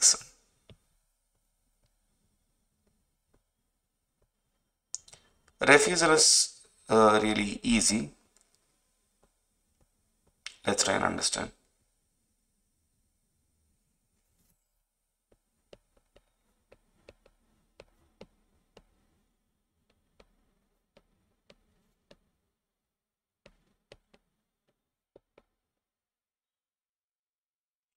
ನಾ sir ನಾನು ಯಾಕೆ refuse ಮಾಡ್ತೀನಿ sir? ಯಾವ್ದಾದ್ರು shares transfer ಮಾಡಿದ್ರೆ ನಾನು ಯಾಕೆ ರೆಫ್ಯೂಸ್ ಮಾಡ್ತೀನಿ sir? Simple, minor, partly paid. ನನಗೇನಾದರೂ ಡೌಟ್ ಬಂದರೆ ಇವರು ಪೇ ಮಾಡಲ್ಲ, ಲಯಬಿಲಿಟಿ ಬೇರೆಯವ್ರ ತಲೆ ಮೇಲೆ ಹಾಕ್ತಾರೆ ಅಂತ ಹೇಳಿದ್ರೆ I can refuse to register their transfer. Transfer ಅಂದರೆ ಏನು sir? Voluntary act of selling the shares. Clear? Voluntary act of selling the shares. ಈ ವಾಲಂಟರಿ ಆ್ಯಕ್ಟ್ನ ನಾನು ಸೆಲ್ ಮಾಡ್ತಾ ಇದ್ದೀನಿ, ಇನ್ನೊಬ್ಬ ಪರ್ಚೇಸ್ ಮಾಡ್ತಾ ಇದ್ದಾನೆ, ಅದಕ್ಕೆ ನಾವು ಏನು ಹೇಳೋದು, ಇದಕ್ಕೆ ಟ್ರಾನ್ಸ್ಫರ್ ಆಫ್ ಶೇರ್ಸ್. ಇದನ್ನು ನಾನು ರೆಫ್ಯೂಸ್ ಮಾಡಬಹುದು. Obviously will have to tell the grounds.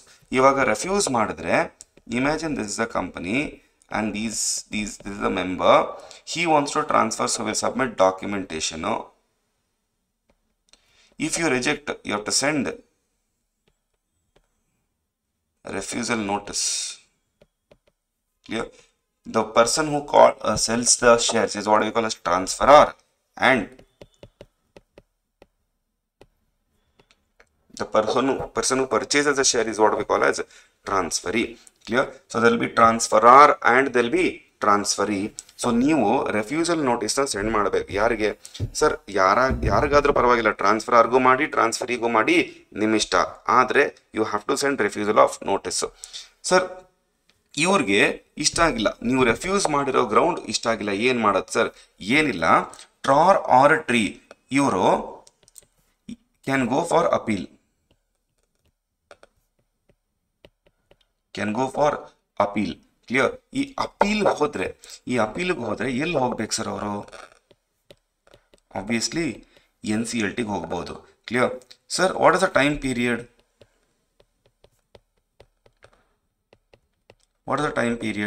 Time period will be divided into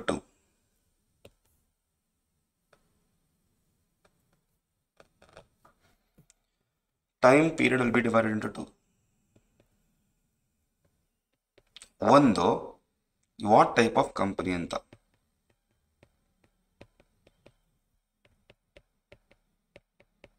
private company ಮತ್ತೆ public company. Sir public company shares are freely transferable. Private company shares are not freely transferable. It can be transferred with restriction. Section 2 clause 68 ಅಲ್ಲಿ ನೀವು ನೋಡಿರಬೇಕು. First point of that particular section says restrictions of rights to transfer the shares.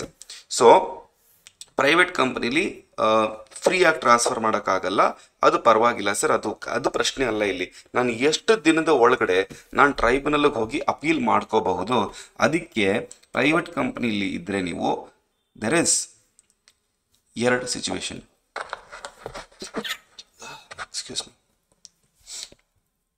ಎರಡು situation ಇದೆ.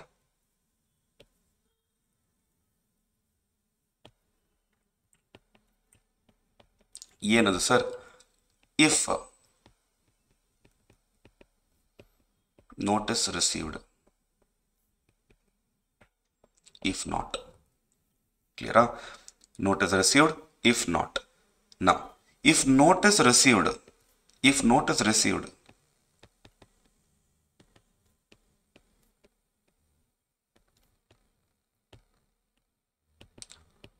within 30 days of receipt of notice.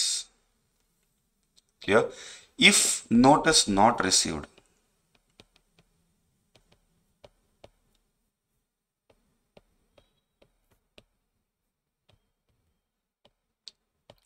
within 60 days of submission of documents. ನೀವು transfer deed ಎಲ್ಲ ಕೊಟ್ಟಿರ್ತೀರಲ್ವಾ, application ಎಲ್ಲ, documents ಎಲ್ಲ, ಆ documents ಕೊಟ್ಟಿರೋ ಟೈಮಿಂದ 60 days ಒಳಗಡೆ ನೀವು ಬೇಕಾದ್ರೆ ಅಪೀಲಿಗೆ ಹೋಗ್ಬೋದು. Next sir same thing for public also.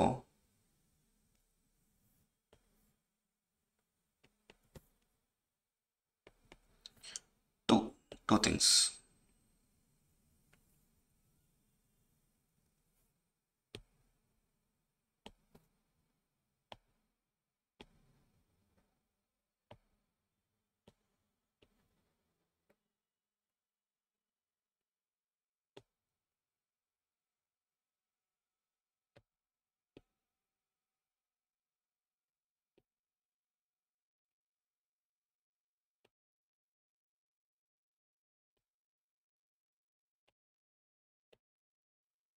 ಇಲ್ಲಿ 30 ಬರಲ್ಲ, 60 ಬರಲ್ಲ, ಇಲ್ಲಿ ಬರೋದು 90 ಡೇ, 60 ಡೇಸ್ ಇಲ್ಲಿ ಬರೋದು 90 ಡೇಸ್.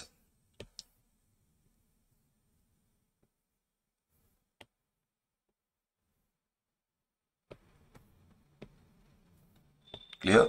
Be careful. ಇದನ್ನ they have asked same section they have asked in the exam directly. ಇದನ್ನ ನೀವು ನೆನ್ಪಿಟ್ರೆ ಮುಗೀತು.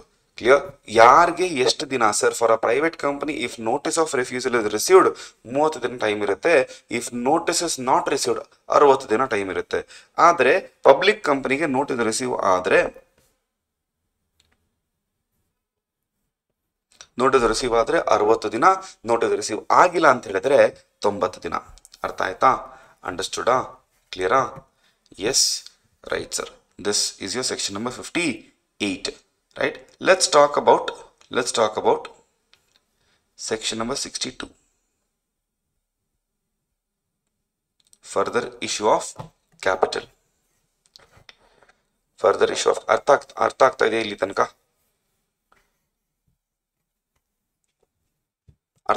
ತನಕ? ಬೇಗ ಹೇಳಿ.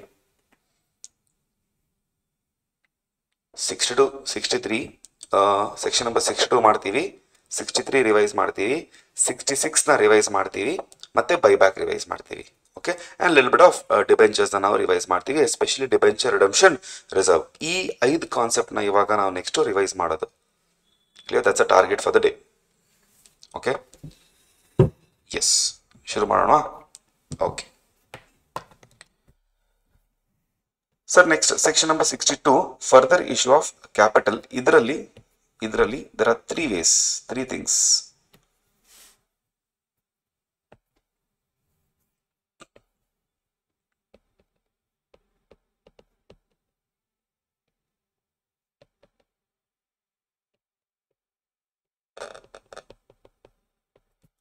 Further issue of capital ಅಲ್ಲಿ there are 3 things. 62(1)(a), 62(1)(b), 62(1)(c. Clear? 62(1)(a), 1(b), 1(c). Now 1(a) ಅಲ್ಲಿ we talk about rights issue. Okay, 1(b) ಅಲ್ಲಿ we talk about ESOP. 1(c) ಅಲ್ಲಿ we talk about preferential allotment.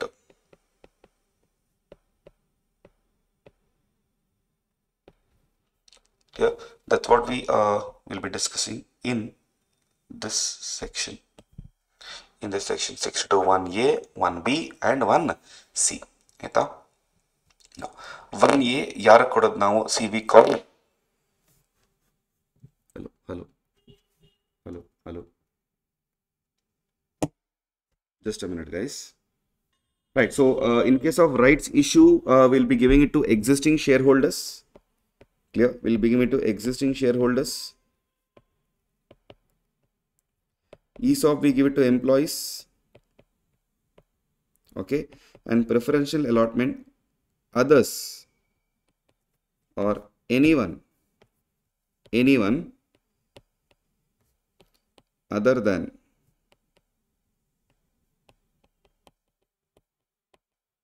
the existing shareholders and employees. Okay, right. So we also call right shares as non-dilutive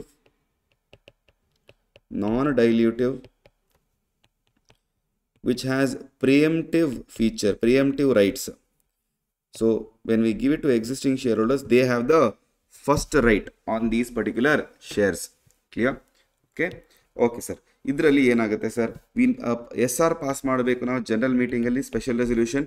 the moment special resolution ಬರುತ್ತೆ ನಮಗೆ ಗೊತ್ತಿದೆ ಇದು special business ಅಂತೇಳಿ, special ಬಿಸ್ನೆಸ್ಗೆ explanatory ಸ್ಟೇಟ್ಮೆಂಟ್ನ ಕೊಡಬೇಕಾಗತ್ತೆ. ನೀವು ನೋಟಿಸ್ ಕೊಡಬೇಕು ಇವ್ರಿಗೆ, ಯಾರಿಗೆ, ಎಕ್ಸಿಸ್ಟಿಂಗ್ ಶೇರ್ ಹೋಲ್ಡರ್ಸ್ಗೆ ನೀವು ನೋಟಿಸ್ ಕೊಡಬೇಕು. ನಿಮಗೆ ಬೇಕಾ ಬೇಡವಾ, ಆಕ್ಸೆಪ್ಟ್ ಮಾಡ್ತೀರಾ ಆಕ್ಸೆಪ್ಟ್ ಮಾಡಲ್ವಾ ಅಂತೇಳಿ. ಎಷ್ಟು ದಿನ ನೋಟಿಸ್ ಕೊಡಬೇಕು ಸರ್, 15 ದಿವಸದ ನೋಟಿಸ್ ಕೊಡಬೇಕು minimum, and not more than 30 days. Between 15 to 30 ನೀವು ಏನೇ ನಂಬರ್ ಆಫ್ ಡೇಸ್ ಹೇಳಿ ಪರವಾಗಿಲ್ಲ. If not accepted within the date it shall be deemed to be declared. ಅಂದರೆ ಅಸ್ಯೂಮ್ ಮಾಡ್ತೀವಿ ನಿಮಗೆ ರೈಟ್ ಶೇರ್ಸ್ ಬೇಕಾಗಿಲ್ಲ ಅಂತೇಳಿ. Clear? Now if it is deemed to be declined, BOD may dispose the shares in such way as they may think better. For example, ನಾನು ಇವಾಗ ಬೇಡ ಅಂತ ಹೇಳ್ತೀನಿ, ಅವರು ಯಾವ ರೇಟ್ಗೆ ಹೊರಗಡೆ ಮಾರಬೇಕು, ಬಿಕಾಸ್ ದೇ ವಾಂಟ್ ಮನಿ ಅಲ್ವಾ, ನೀವು ಕೊಡ್ತಲ್ಲ ಅಂತ ಹೇಳಿದ್ರೆ ಯಾರಾದರೂ ಬೇರೆಯವ್ರ ಜೊತೆ ನಾವು ಕೇಳ್ತೀವಿ. ಸೊ ಅದೇ ಹೇಳ್ತಾ ಇರೋದು ಅವರು. ಏನು ಹೇಳ್ತಾರೆ, if you do not accept, ನಾವು ಹೊರಗಡೆ ಹೋಗಿ ಸೇಲ್ ಮಾಡ್ತೀವಿ, but it should not be negative to the company, it should be advantageous to the company, it should not be disadvantageous to the company. ಕ್ಲಿಯರಾ? ಎಸ್, ನೀವು ಬೇಕಾದ್ರೆ renounce ಮಾಡ್ಬೋದು. Renounce means what, reannounce. Sir ನನಗೆ ಬೇಡ right, ನನ್ನ ಫ್ರೆಂಡಿಗೆ ಕೊಡಿ ಹಾಗೂ ಹೇಳ್ಬೋದು. ಕ್ಲಿಯರ್? ನಾವು ಈ IFSC ಪಬ್ಲಿಕ್ ಕಂಪನಿ ಮತ್ತು ಪ್ರೈವೇಟ್ ಕಂಪನಿಗೆ 90% ಆಫ್ ದ ಮೆಂಬರ್ಸು ಕನ್ಸೆಂಟ್ ಕೊಟ್ಟರೆ ನೀವು ಈ 15 ದಿನಕ್ಕಿಂತ ಕಮ್ಮಿ ನೋಟಿಸ್ ಕೊಡ್ಬೋದು ಅವ್ರಿಗೆ. ನಿಮಗೆ 10 ದಿವಸ ನೋಟಿಸ್ ಕೊಡ್ಬೇಕು ಫಾರ್ ಎಕ್ಸಾಂಪಲ್, ಕೊಡ್ಬೋದು, ಆದರೆ 90% of the members should have given their consent. ಕ್ಲಿಯರಾ? Right. Then next, to employees under ESOS. Clear? To employees under ESOS. ಎಂಪ್ಲಾಯೀಸ್ಗೆ ESOP ಆಪ್ಷನ್ ಕೊಟ್ಟರೆ ಏನು ಮಾಡಬೇಕು ಸರ್, ಏನಾದರೂ what are the compliances that we have to make, special resolution as usual pass ಮಾಡಬೇಕು. Yes, explanatory ಸ್ಟೇಟ್ಮೆಂಟಲ್ಲಿ ಈ ಥರ details ನೀವು ಕೊಡಬೇಕು ವಿತ್ ರೆಸ್ಪೆಕ್ಟ್ ಟು ESOP, ಎಲ್ಲ ಡೀಟೇಲ್ಸ್ ಕೊಡಬೇಕು. ಆಯಿತಾ? Company granting option will have the freedom to determine the exercise price. ಈ ಎಕ್ಸಸೈಸ್ ಪ್ರೈಸ್ ಏನು sir, there is a particular topic of accounting for ESOP. ಅಲ್ಲಿ ನೀವು ಎಕ್ಸಸೈಸ್ ಪ್ರೈಸ್ ಕಲ್ತಿರ್ತೀರಾ. ಇಲ್ಲ ಅಂತ ಹೇಳಿದ್ರೆ nothing but at the price at which you exercise your option. The price, ಆ price ಏನಿದೆ, 100 ರೂಪಾಯಿನ, 150, 600 ರೂಪಾಯಿನ, ಏನು ಪ್ರೈಸ್ ಹೇಳ್ತಾರೆ ಅವರು, ಆ ಪ್ರೈಸ್ಗೆ ನೀವು ಎಕ್ಸಸೈಸ್ ಮಾಡೋ ರೈಟ್ಸ್, ಆ ರೈಟ್ಸ್ ನಿಮ್ಮ ರೈಟ್ ಇದೆಯಲ್ಲ ಅದನ್ನು ಎಕ್ಸಸೈಸ್ ಮಾಡೋ ಪ್ರೈಸ್ನ ನಾವು ಎಕ್ಸಸೈಸ್ ಪ್ರೈಸ್ ಅಂತ ಹೇಳ್ತೀವಿ. Approval of share holders by way of separate resolution. ಅಂದರೆ 2 ಬೇರೆ ಬೇರೆ ಸ್ಪೆಷಲ್ ರೆಸೊಲ್ಯೂಷನ್ ಪಾಸ್ ಮಾಡಬೇಕು. Separate special resolution. ಕ್ಲಿಯರ್? ಬೇರೆ ಬೇರೆ ಸ್ಪೆಷಲ್ ರೆಸೊಲ್ಯೂಷನ್ ಪಾಸ್ ಮಾಡಬೇಕು. ಎಲ್ಲಿ sir, if you are giving option to employees of subsidiary and holding company. So subsidiary and holding ಕಂಪನಿಗೆ ಬೇರೆ ರೆಸೊಲ್ಯೂಷನ್, ನಿಮ್ಮ ಎಂಪ್ಲಾಯೀಸ್ಗೆ ಬೇರೆ ರೆಸೊಲ್ಯೂಷನ್. ಕ್ಲಿಯರ್? ಅಥವಾ ನೀವು ಐಡೆಂಟಿಫೈಡ್ ಎಂಪ್ಲಾಯೀಸ್ಗೆ ಕೊಡ್ತಾ ಇದ್ದೀರಾ, anything more than or equal to 1% of issued capital, ಇವ್ರಿಗೆ ಸೆಪರೇಟ್ ರೆಸೊಲ್ಯೂಷನ್, ನಿಮ್ಮ ನಾರ್ಮಲ್ ಎಂಪ್ಲಾಯೀಸ್ಗೆ ಸೆಪರೇಟ್ ರೆಸೊಲ್ಯೂಷನ್. ಒಂದೇ ರೆಸೊಲ್ಯೂಷನಲ್ಲಿ ಮಿಕ್ಸ್ ಮಾಡ್ಕೋಬೇಡಿ. ಕ್ಲಿಯರಾ? Minimum 1 year gap should be there between granting of options and vesting of options.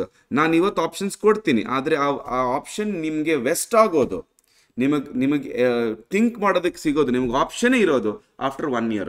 So gap between grant of options and vesting of options should be minimum 1 year. The company shall have the freedom to specify lock-in period of the shares. ಆ shares ಎಷ್ಟು ವರ್ಷಕ್ಕೆ ನೀವು sale ಮಾಡೋಕ್ಕಾಗಲ್ಲ, ಎಷ್ಟು ವರ್ಷಕ್ಕೆ dispose ಮಾಡೋಕ್ಕಾಗಲ್ಲ, ಇದನ್ನ ಹೇಳೋ ಫ್ರೀಡಮ್ ಇರೋದು ಕಂಪನಿಗೆ ಮಾತ್ರ, ನೀವು ಡಿಸೈಡ್ ಮಾಡೋಕ್ಕಾಗಲ್ಲ. Clear? Option granted to employee shall not be transferable to any person except in case of death. ಯಾಕೆ ಅಂತ ಹೇಳಿದ್ರೆ ಇದು ಎಂಪ್ಲಾಯೀಸ್ಗೆ ಕೊಡೋದು, ನಾರ್ಮಲ್ ಶೇರ್ ಹೋಲ್ಡರ್ಸ್ಗಲ್ಲ. ಸೊ ಎಂಪ್ಲಾಯೀಸ್ ಅವ್ರ ರೈಟ್ನ ಅವರು ಬೇರೆಯವ್ರಿಗೆ ಟ್ರಾನ್ಸ್ಫರ್ ಮಾಡೋಕ್ಕಾಗಲ್ಲ. Clear? Then the directors report shall disclose the details of ESOS. Company shall maintain a register of ESOP. ಅರ್ಥ ಆಯ್ತಾ? ಅಂಡರ್ಸ್ಟುಡ್? ಒಂದು ನಿಮಿಷ. ರೈಟ್ ಸರ್, ಈ ESOPಗೆ ಯಾರು ಸರ್ ಎಂಪ್ಲಾಯಿ? ಸೇಮ್ ಡೆಫಿನೇಷನ್ ನಾವು ಸ್ವೆಟ್ ಈಕ್ವಿಟಿ ಶೇರ್ಸಲ್ಲಿ ನೋಡಿದ್ದೀವಿ, ಅದೇ ಡೆಫಿನೇಷನ್ ಇಲ್ಲೂ ಅಪ್ಲೈ ಆಗುತ್ತೆ. ಕ್ಲಿಯರ್? ಸೇಮ್ ಡೆಫಿನೇಷನ್ ಇಲ್ಲಿ ಅಪ್ಲೈ ಆಗುತ್ತೆ. ಪಾಯಿಂಟ್ ನಂಬರ್ ABC ಸೇಮ್, ಈ ಬಾಕ್ಸ್ ಮಾತ್ರ ಬೇರೆ, ಅದಕ್ಕೆ ಬೇರೆ ಬಾಕ್ಸ್ ಆಗಿ ಮಾಡಿದ್ದೀವಿ ನಾವು. ಇದು ನಿಮ್ಮ ಟೆಕ್ಸ್ಟ್ ಬುಕ್ಕಲ್ಲಿ ನೀವು ಇದೆಯೇ, ಬಟ್ ನೀವು ಹುಡ್ಕೊಂಡು ಮಾರ್ಕ್ ಮಾಡಿ, ಆಯಿತಾ? An employee who is a promoter or a person belonging to the promoter group. ಇವ್ರಿಗೆ ನೀವು ESOP ಕೊಡ್ಬೋದು, ಪರವಾಗಿಲ್ಲ. ಡೈರೆಕ್ಟರ್ ಇವ್ರಿಗೆ ESOP ಕೊಡೋಂಗಿಲ್ಲ. ನೋ ESOP ಆರ್ ESOS ಇವ್ರಿಗೆ ಕೊಡೋಂಗಿಲ್ಲ. Because does not include employee who is a promoter or a person belonging to the promoter group or director who himself or through his relative or through any body corporate holds more than 10% of equity shares. ನಿಮಗೆ ESOP ಬರಲ್ಲ if you are a promoter or you are in the promoters group. Second, if you are a director, directly plus indirectly if you are holding more than 10% ನಿಮಗೆ ESOP ಬರಲ್ಲ. ಆದರೆ if you are a startup company, promoters ಗೂ ಸಿಗುತ್ತೆ, directors ಗೂ ಸಿಗುತ್ತೆ, provided if you are a startup company. ಈ 10 ವರ್ಷದ ತನಕ ಈ ಮೇಲ್ಗಡೆ ಇರೋ ರೆಸ್ಟ್ರಿಕ್ಷನ್ಸ್ ಅಪ್ಲೈ ಆಗಲ್ಲ ನಿಮಗೆ. 10 years ಮಾತ್ರ. 11th ಇಯರಿಂದ ಅಪ್ಲಿಕೇಬಲ್ ಆಗುತ್ತೆ. ಕ್ಲಿಯರಾ? Yes, right. Next, to any person if it is authorised by a special resolution. ಯಾರಿಗೆ ಬೇಕಾದ್ರೂ ಕೊಡಿ, ಪರವಾಗಿಲ್ಲ. ಕ್ಯಾಶಿಗೆ ಬೇಕಾದ್ರೂ ಕೊಡಿ, consideration other than cash, that is ಕೈಂಡಲ್ಲಿ ಬೇಕಾದ್ರೂ ಕೊಡಿ, no problem at all. If the price of such shares is determined by the valuation report of the registered valuer. Preferential allotment ಗೆ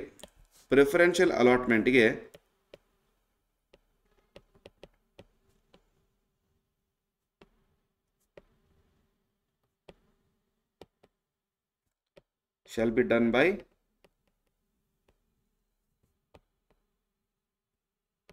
registered valuer. Clear? Shall be done by registered valuer. Sir, okay. In case of private company and IFSC public company, special resolution ಬೇಡ sir, ನಿಮಗೆ ordinary ರೆಸಲ್ಯೂಷನೇ ಸಾಕಾಗುತ್ತೆ. ಅರ್ಥ ಆಯ್ತಾ? ನಾವು sir, point number 8 is very important. ಇದರಲ್ಲಿ point number 8 is very important, which talks about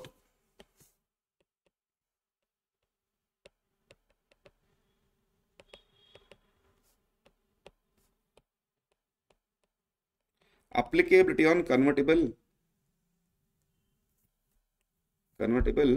securities or loan. Sir, convertible securities ಅಂದ್ರೆ ಏನು? Convertible debentures, convertible bonds, convertible loans. Clear? ನಾನು ದುಡ್ಡು ಕೊಡಲ್ಲ, ಪೀರಿಯಡ್ ಎಂಡ್ ಆದಮೇಲೆ ದುಡ್ಡು ಕೊಡೋ ಬದಲು ನಾನು ನಿಮಗೆ ಶೇರ್ಸ್ ಕೊಡ್ತೀನಿ. ಕ್ಲಿಯರ್? ಇದಕ್ಕೆ ನಾವು ಹೇಳೋದು ಕನ್ವರ್ಟಿಬಲ್ ಡಿಬೆಂಚರ್ಸ್ ಅಥವಾ ಕನ್ವರ್ಟಿಬಲ್ ಸೆಕ್ಯೂರಿಟೀಸ್ ಅಂತ ಹೇಳಿ. ಪರವಾಗಿಲ್ಲ, ನೀವು ಕೊಡ್ಬೋದು, ಆದರೆ this section shall not apply to debentures issued or loans raised which has an option to convert. ಅಂದರೆ ಲಾಜಿಕ್ ಅರ್ಥ ಮಾಡ್ಕೊಳ್ಳಿ. ಇಲ್ಲಿ ಇವತ್ತು ನೀವು debenture holders, but one day or the other you will become share holder. So this section does not apply to a convertible security point. ಯಾಕೆ ಅಂತ ಹೇಳಿದ್ರೆ, ಇವತ್ತು ನೀವು ಡಿಬೆಂಚರ್ಸ್ ನೀವು ಯಾವಾಗ ಕನ್ವರ್ಟ್ ಆಗ್ತೀರಾ ಆವಾಗ ಬೇಕಿರೋ ರೈಟ್ ಶೇರ್ಸ್ ಕೊಡೋಣ ನಿಮಗೆ. ಆದರೆ ಇವತ್ತು ರೈಟ್ ಶೇರ್ಸ್ ಕೊಡೋಕ್ಕಾಗಲ್ಲ. Reason is only one, because you are not a shareholder yet. You are not a shareholder yet. You are yet to become a shareholder ಆದ್ಮೇಲೆ ಬೇಕಾದ್ರೆ ನಾವು right shares ಕೊಡ್ತೀವಿ. ಅಲ್ಲಿ ತನಕ right shares ನಾವು ಕೊಡೋಕ್ಕಾಗಲ್ಲ. ಆದರೆ ಈ ಪಾಯಿಂಟ್ನ ಕೊಡೋಕ್ಕಾಗಲ್ಲ. ಈ ಪಾಯಿಂಟ್ನ ನೀವು ಟರ್ಮ್ಸ್ ಆಫ್ ಇಶ್ಯೂನಲ್ಲೇ ಹಾಕಿರಬೇಕು. ಯಾವಾಗ? Approved before the issue by way of special resolution passed in the general meeting. ನೀವು ಕನ್ವರ್ಟಿಬಲ್ ಡಿಬೆಂಚರ್ಸ್, ಕನ್ವರ್ಟಿಬಲ್ ಲೋನ್ ತಗೊಂಡಾಗ ಅಥವಾ ಕನ್ವರ್ಟಿಬಲ್ ಡಿಬೆಂಚರ್ಸ್ ಕೊಟ್ಟಾಗ ಆವಾಗಲೇ ಹೇಳಿರ್ಬೇಕು ನೀವು ಸೆಕ್ಷನ್ 62 ಅಪ್ಲಿಕೇಬಲ್ ಆಗಲ್ಲ until and unless you have converted into shares. ನೀವು ಇದು ಹೇಳಿಲ್ಲ ಅಂತ ಹೇಳಿದ್ರೆ ಅಪ್ಲಿಕೇಬಲ್ ಆಗುತ್ತೆ. So what we are suppose to do, we have to tell well in advance that right shares is not applicable until you get converted ಅಂತ ಹೇಳಿ. ಅರ್ಥ ಆಯ್ತಾ? Clear? Okay sir, government debentures ಮತ್ತೆ ಗವರ್ಮೆಂಟ್ ಲೋನ್ ಬಗ್ಗೆ ಹೇಳಿ sir. See, if you have given debentures to government or if you have taken loan from government, the debenture also is nothing but borrowings only. Debenture ಅಥವಾ loan ನಾವು government ಇಂದ ತಗೊಂಡಿದ್ದೀವಿ. ಆವಾಗ if the company has given any debentures or obtained any loan to the government or from the government and the government considers it is necessary in the public interest, it may order to convert. government ಗೆ ನಿಮ್ಮ ಮೇಲೆ ನಂಬಿಕೆ ಇಲ್ಲ, ನೀವು ಕರೆಕ್ಟಾಗಿ business ಮಾಡ್ತಾ ಇಲ್ಲ, ನೀವು ಮಿಸ್ಮ್ಯಾನೇಜ್ ಮಾಡ್ತಾ ಇದ್ದೀರಾ. ಈ ಸಿಚುವೇಶನ್ ಅಲ್ಲಿ ಗವರ್ಮೆಂಟ್ ಏನ್ ಮಾಡಬಹುದು? ಪಬ್ಲಿಕ್ ಇಂಟ್ರೆಸ್ಟ್ ನ ತಲೆಯಲ್ಲಿಟ್ಕೊಂಡು ಪಬ್ಲಿಕ್ಗೋಸ್ಕರ, ಜನರಿಗೋಸ್ಕರ, ಜನಹಿತಕ್ಕಾಗಿ ಅವರು ಈ ಡಿಬೆಂಚರ್ಸ್ನ ನೀನು ಕನ್ವರ್ಟ್ ಮಾಡ್ಕೋಪ್ಪ. ಸರ್ ಯಾವ್ದ್ರಲ್ಲಿ ಸರ್? ಈಕ್ವಿಟಿ ಶೇರ್ಸ್ ಕೊಡು ನನಗೆ. ಸರ್ ಬಟ್ ಅದು ಆಪ್ಷನೇ ಇರಲಿಲ್ಲ ಅಲ್ವಾ, ನಾನು government, even if you have given me non-convertible debentures, I can still order to convert. ನೀನ್ ಕನ್ವರ್ಟ್ ಮಾಡಲೇಬೇಕು. ಯಾವ ಟರ್ಮ್ಸ್ ಅಂಡ್ ಕಂಡೀಷನ್ಸ್ ಅಲ್ಲಿ ಯಾವ್ದು ನನಗೆ ಸರಿ ಅನ್ಸುತ್ತೋ ಆ ಟರ್ಮ್ಸ್ ಅಂಡ್ ಕಂಡೀಷನ್ಸ್ ನಾನು ಹಾಕ್ಬಿಟ್ಟು ನಾನು ಆರ್ಡರ್ ಪಾಸ್ ಮಾಡ್ತೀನಿ. ನೀನು ಆವಾಗ ನಿನ್ ಡಿಬೆಂಚರ್ಸ್ನ ಅಥವಾ ಈ ಲೋನ್ನ ರೀಪೇಮೆಂಟ್ ಮಾಡೋ ಅವಶ್ಯಕತೆ ಇಲ್ಲ. ನೀನ್ ಶೇರ್ಸ್ ಕೊಡು, ನಾಳೆಯಿಂದ ನಾನೇ ಡಿಸಿಷನ್ಸ್ ತಗೋತೀನಿ. Even if the loans or debentures had no option for conversion, you should convert it. Clear? ನಿನಗೆ ಟರ್ಮ್ಸ್ ಆಕ್ಸೆಪ್ಟೇಬಲ್ ಇಲ್ಲ ಅಂತ ಹೇಳಿದ್ರೆ ಪರವಾಗಿಲ್ಲ, 60 ದಿನ ಇದೆ ನಿನಗೆ, ನೀನು ಬೇಕಾದ್ರೆ ಟ್ರೈಬ್ಯುನಲ್ ಹತ್ರ ಹೋಗ್ಬಹುದು. ಕ್ಲಿಯರ್? ಟ್ರೈಬ್ಯುನಲ್ ಹತ್ರ ಹೋಗು. ಟ್ರೈಬ್ಯುನಲ್ ಏನ್ ಮಾಡುತ್ತೆ? ಆರ್ಡರ್ ಪಾಸ್ ಮಾಡುತ್ತೆ. ಟ್ರೈಬ್ಯುನಲ್ ಆರ್ಡರ್ ಪಾಸ್ ಮಾಡುತ್ತೆ. ಬಿಫೋರ್ ಪಾಸಿಂಗ್ ದಿ ಆರ್ಡರ್ ಅವರು ಕಂಪನಿ ಫಿನಾನ್ಷಿಯಲ್ ಪೊಸಿಷನ್ ನೋಡ್ತಾರೆ, ಟರ್ಮ್ಸ್ ಆಫ್ ಇಶ್ಯೂನ ನೋಡ್ತಾರೆ, ರೇಟ್ ಆಫ್ ಇಂಟ್ರೆಸ್ಟ್ ನೋಡಿ ಆರ್ ಎನಿ ಅದರ್ ಮ್ಯಾಟರ್ ನೋಡಿ ಟ್ರೈಬ್ಯುನಲ್ ಆರ್ಡರ್ ಪಾಸ್ ಮಾಡುತ್ತೆ. ಏನ್ ಆರ್ಡರ್ ಸರ್? ನೀವು ಮಾಡಬೇಕಾ ಬೇಡವಾ ಅಂತೇಳಿ. ಕ್ಲಿಯರ್? ಆದ್ರೆ ಸರ್ ಇಲ್ಲಿ ಗವರ್ಮೆಂಟ್ ಆರ್ಡರ್ ಪಾಸ್ ಮಾಡುತ್ತಲ್ವಾ, ಬಿ ವೆರಿ ಕೇರ್ಫುಲ್. ಇಲ್ಲಿ ಗವರ್ಮೆಂಟ್ ಆರ್ಡರ್ ಪಾಸ್ ಮಾಡುತ್ತಲ್ಲ, ಇದು ಮತ್ತೆ ಇದು, this point is talking about this point only, order to convert. So if government is passing an order to convert, ಆ government public interest ಅಲ್ಲಿ order pass ಮಾಡ್ತಾರಲ್ವಾ, ಜನಹಿತಕ್ಕಾಗಿ ಜಾರಿ ಅಂತ ಹೇಳಿ, ಆ ಆರ್ಡರ್ ಪಾಸ್ ಮಾಡಬೇಕಿದ್ರೆ ಫೈನಾನ್ಷಿಯಲ್ ಪೊಸಿಷನ್ ನೋಡ್ತಾರೆ, ಟರ್ಮ್ಸ್ ಆಫ್ ಇಶ್ಯೂ ನೋಡ್ತಾರೆ, rate of interest ಅನ್ನು ನೋಡ್ತಾರೆ, ಎನಿ ಅದರ್ ಮ್ಯಾಟರ್ ನ ನೋಡಿ ಈ ಗವರ್ಮೆಂಟ್ ಪಾಸ್ ಮಾಡುತ್ತೆ. Clear?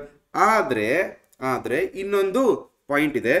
Imagine government has pass the order, they are directed to convert. ನಿನಗೆ ಆಪ್ಷನ್ ಇದೆಯಲ್ಲ 60 ದಿನ ಅಪೀಲ್ಗೆ ಹೋಗೋದು, ನೀನು ಅಪೀಲ್ಗೆ ಹೋಗಿಲ್ಲ. ಸರ್ ನಾನು ಡೈರೆಕ್ಷನ್ಸ್ ಕೊಟ್ಟಿದ್ದೀನಿ, ನಿನಗೆ ಅಪೀಲ್ ಹೋಗಿಲ್ಲ ಅಂದ್ರೆ ಏನು? ಯು ಹ್ಯಾವ್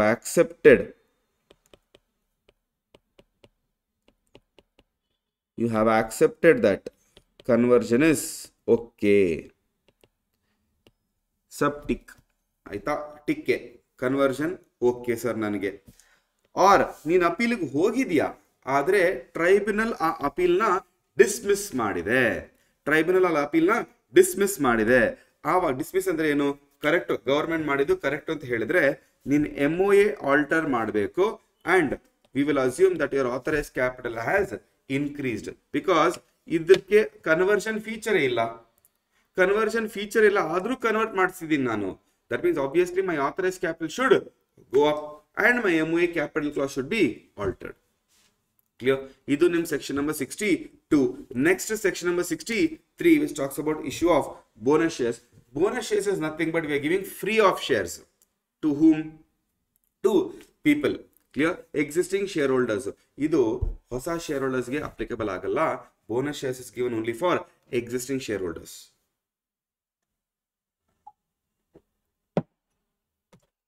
ಅರ್ಥ ಆಯ್ತಾ? Right.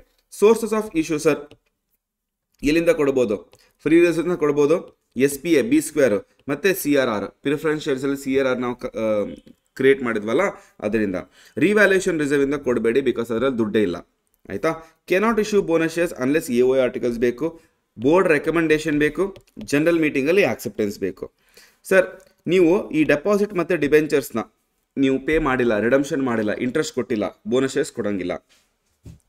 Employees statutory dues PF ESI gratuity bonus ನೀವು ಪೇ ಮಾಡಿಲ್ಲ ಟೈಮಲ್ಲಿ, ಬೋನಸ್ ಶೇರ್ಸ್ ಇಶ್ಯೂ ಮಾಡೋಕ್ಕಾಗಲ್ಲ. ಕ್ಲಿಯರ್? ಪಾರ್ಟ್ಲಿ ಶೇರ್ಸ್ನ ಫುಲ್ಲಿ ಪೇಡ್ ಅಪ್ ಮಾಡಬಹುದು. ಕ್ಲಿಯರ್? ಇನ್ನೊಂದು ಪಾಯಿಂಟ್ ಇದೆ ಸರ್, ನಾನು ಈ ಪಾರ್ಟ್ಲಿ ಪೇಡ್ ಅಪ್ ಶೇರ್ಸ್ನ ಫುಲ್ಲಿ ಪೇಡ್ ಅಪ್ ಮಾಡೋದು ಬೋನಸ್ ಹೆಂಗೆ sir? Try to understand.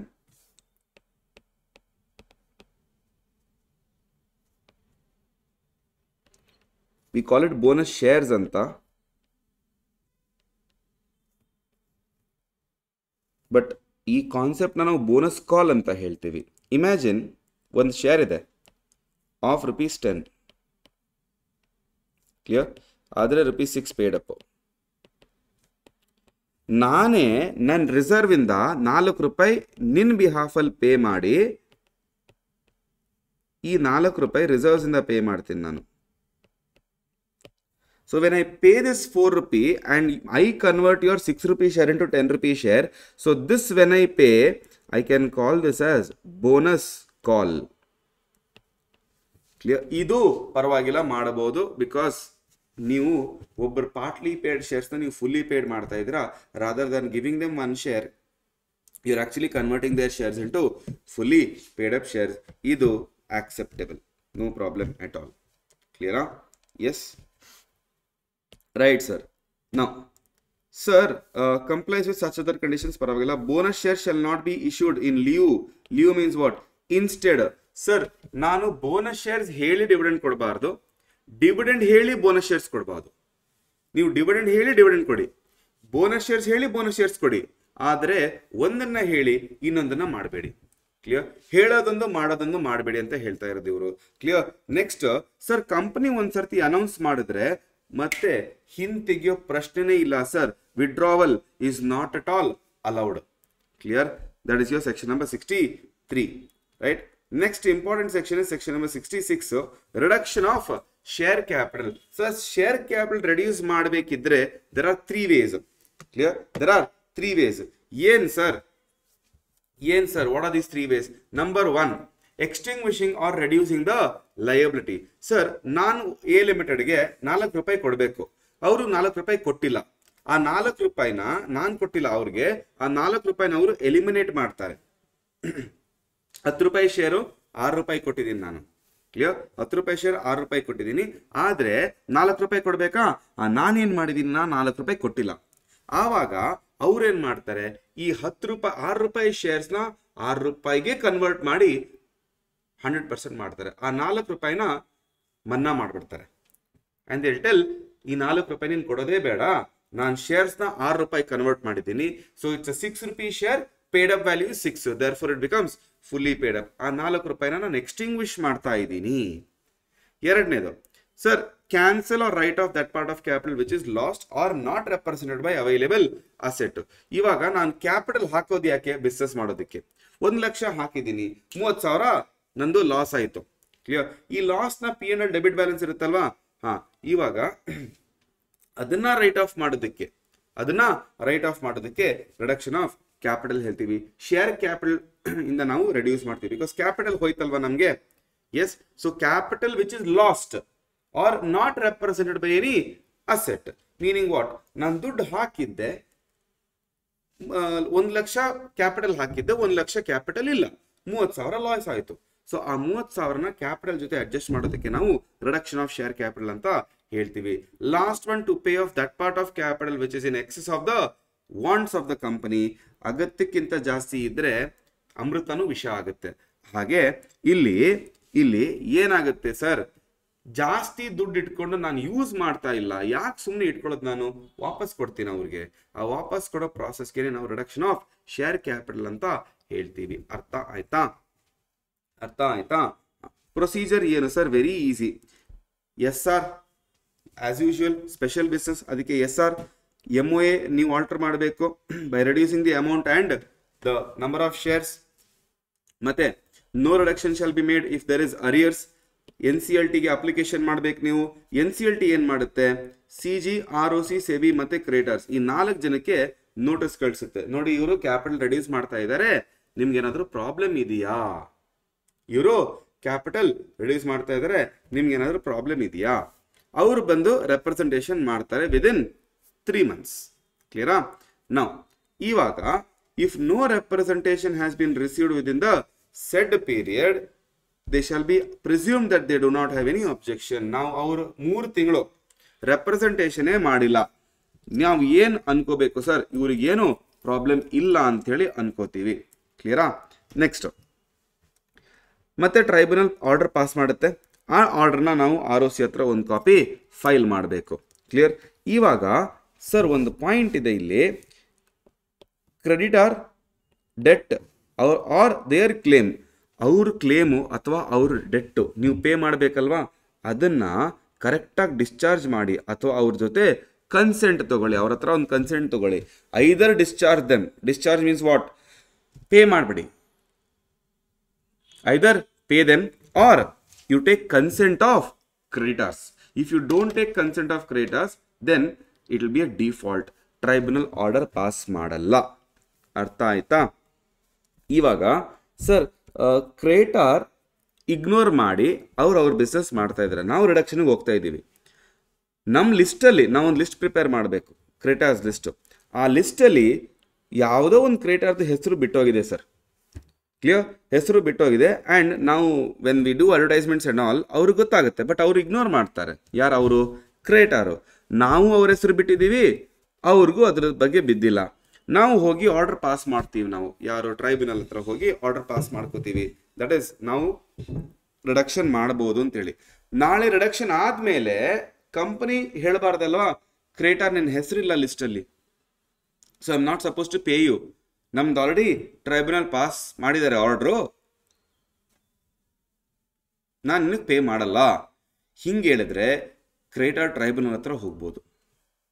Tribunal ಹತ್ರ ಹೋಗಿ ಅವ್ರು ಹೇಳ್ಬೋದು, ಟ್ರೈಬ್ಯುನಲ್ ನೀವು ಏನು ಮಾಡ್ತಾ ಇದ್ದೀರಪ್ಪ, ಇದು ಏನು ಮಾಡ್ತಾ ಇದ್ದೀರಾ? ನನ್ನ ದುಡ್ಡು ನನಗೆ ಸಿಗ್ತಾ ಇಲ್ಲ, ನನ್ನ ಹೆಸರಿಲ್ಲ ಅಂತ ಕಾರಣಕ್ಕೆ ನನ್ನ ದುಡ್ಡು ನನಗೆ ಸಿಗ್ತಾ ಇಲ್ವಾ? ಆಗ ಟ್ರೈಬ್ಯುನಲ್ ಏನು ಹೇಳುತ್ತೆ, ಸರ್ ಬನ್ನಿ ಸರ್, ಯಾರ್ಯಾರು ಅವಾಗ ಮೆಂಬರ್ ಇದ್ರೆ ಅವ್ರು ಎಲ್ಲರೂ ಲಯಬಲ್ ಆಗ್ತಾರೆ, ಅವರೆಲ್ಲರೂ ಲಯಬಲ್ ಆಗ್ತಾರೆ. ಸರ್ ಕಂಪನಿ ವೈಂಡ್ ಅಪ್ ಆದರೆ ಟ್ರೈಬ್ಯುನಲ್ಲೇ ಒಂದು ಲಿಸ್ಟ್ ಪ್ರಿಪೇರ್ ಮಾಡುತ್ತೆ, ಆ ಲಿಸ್ಟಲ್ಲಿ ಯಾರ್ಯಾರ ಹೆಸರಿದೆ ಎಲ್ಲರೂ ಲಯಬಲ್ ಆಗ್ತಾರೆ. ಸೊ ಬೇಸಿಕಲಿ ನಿಮ್ಮ ದುಡ್ಡು ನಿಮಗೆ ಸಿಗುತ್ತೆ. ಅರ್ಥ ಆಯ್ತಾ? ನಿಮ್ಮ ದುಡ್ಡು ನಿಮಗೆ 100% ಸಿಗುತ್ತೆ. Okay, next section 67, 68, 69, 70 is all about our buyback. Clear? Buyback ಅಂದರೆ ಏನು ಸರ್? ನಾವೇ ನಮ್ಮ ಶೇರ್ಸ್ನ ಕೊಂಡ್ಕೊಳ್ಳೋದು. ಬೈಬ್ಯಾಕ್ ಮಾಡೋಕ್ಕಾಗತ್ತಾ? ಮಾಡೋಕ್ಕಾಗಲ್ಲ ಇಫ್ ಪ್ರೊಹಿಬಿಷನ್ ಇದ್ದರೆ. Clear? No company shall directly or indirectly purchase its own shares or any other specified securities through any subsidiary or including its own subsidiary. ನೀವು purchase ಮಾಡಿದ್ರೆ section number 68 follow ಮಾಡಬೇಕು. ಇದೆಲ್ಲ ಅಡ್ಡದಾರಿ. Clear? Point number 1, point number 2 ಎಲ್ಲ ಅಡ್ಡದಾರಿ. Point number 2 ಏನು ಹೇಳುತ್ತೆ? Investment company ಹತ್ರ ನಾವು ತಗೋತೀವಿ. Clear? Investment company main business purchase and sale of securities. Clear?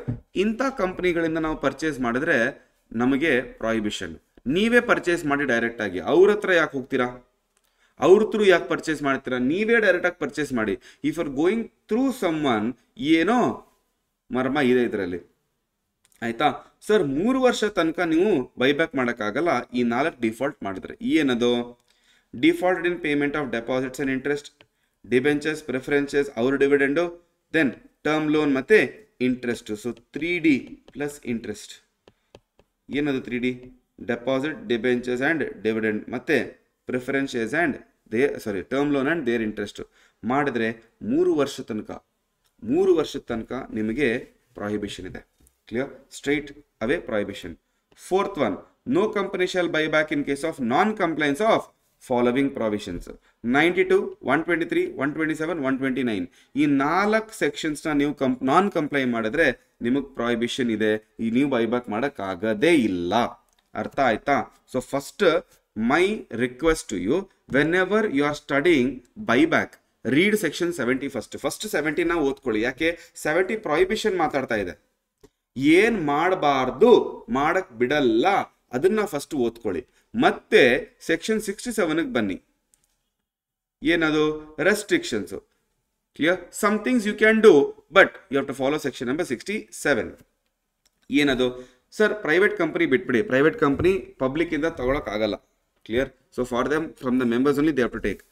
No public company shall give any money or any financial assistance to purchase their shares in the company or holding company.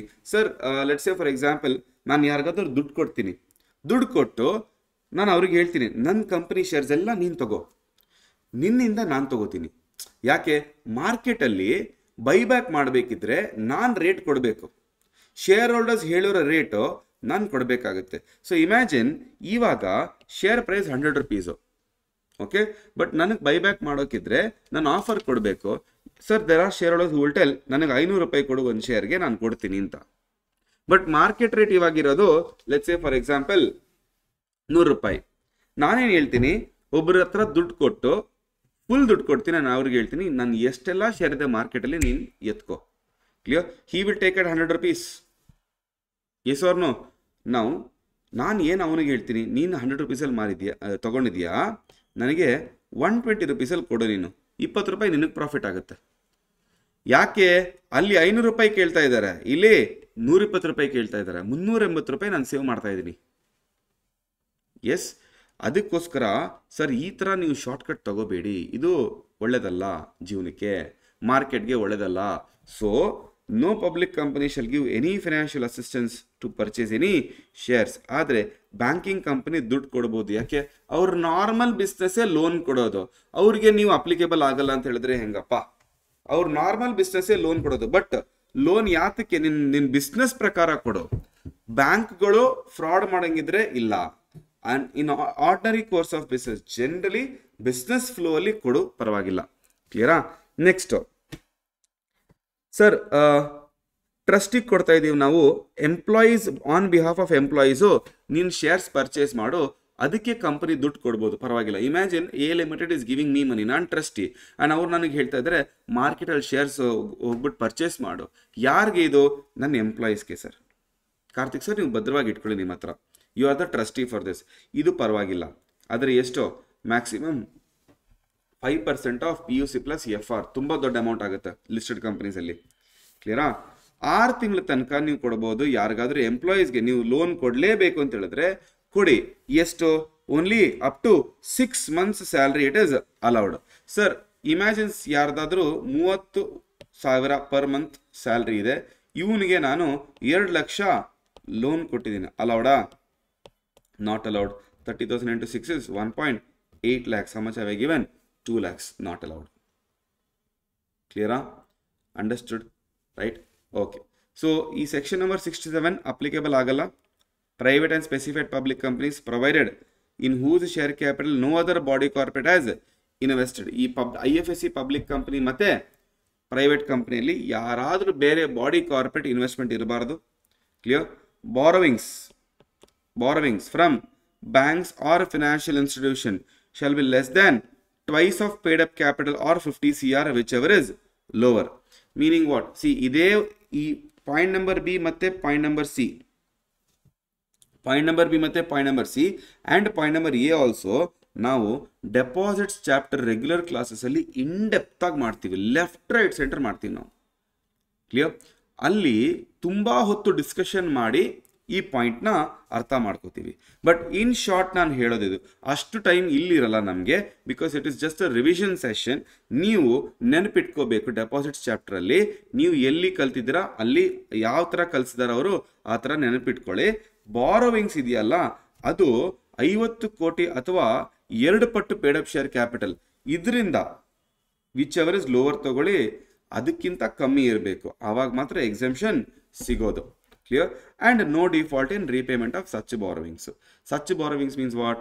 ಈ point number B ಅಲ್ಲಿ ನೀವು ಎಲ್ಲಿಂದ ತಗೊಂಡಿದ್ದೀರಾ, ಈ bank ಮತ್ತು financial institutions ಇಂದ ಅವ್ರ ಹತ್ರ ನೀವು ಡಿಫಾಲ್ಟ್ ಮಾಡಬಾರ್ದು, ಪೇಮೆಂಟ್ ರೆಗ್ಯುಲರ್ ಆಗಿರಬೇಕು. ಕ್ಲಿಯರಾ? Okay.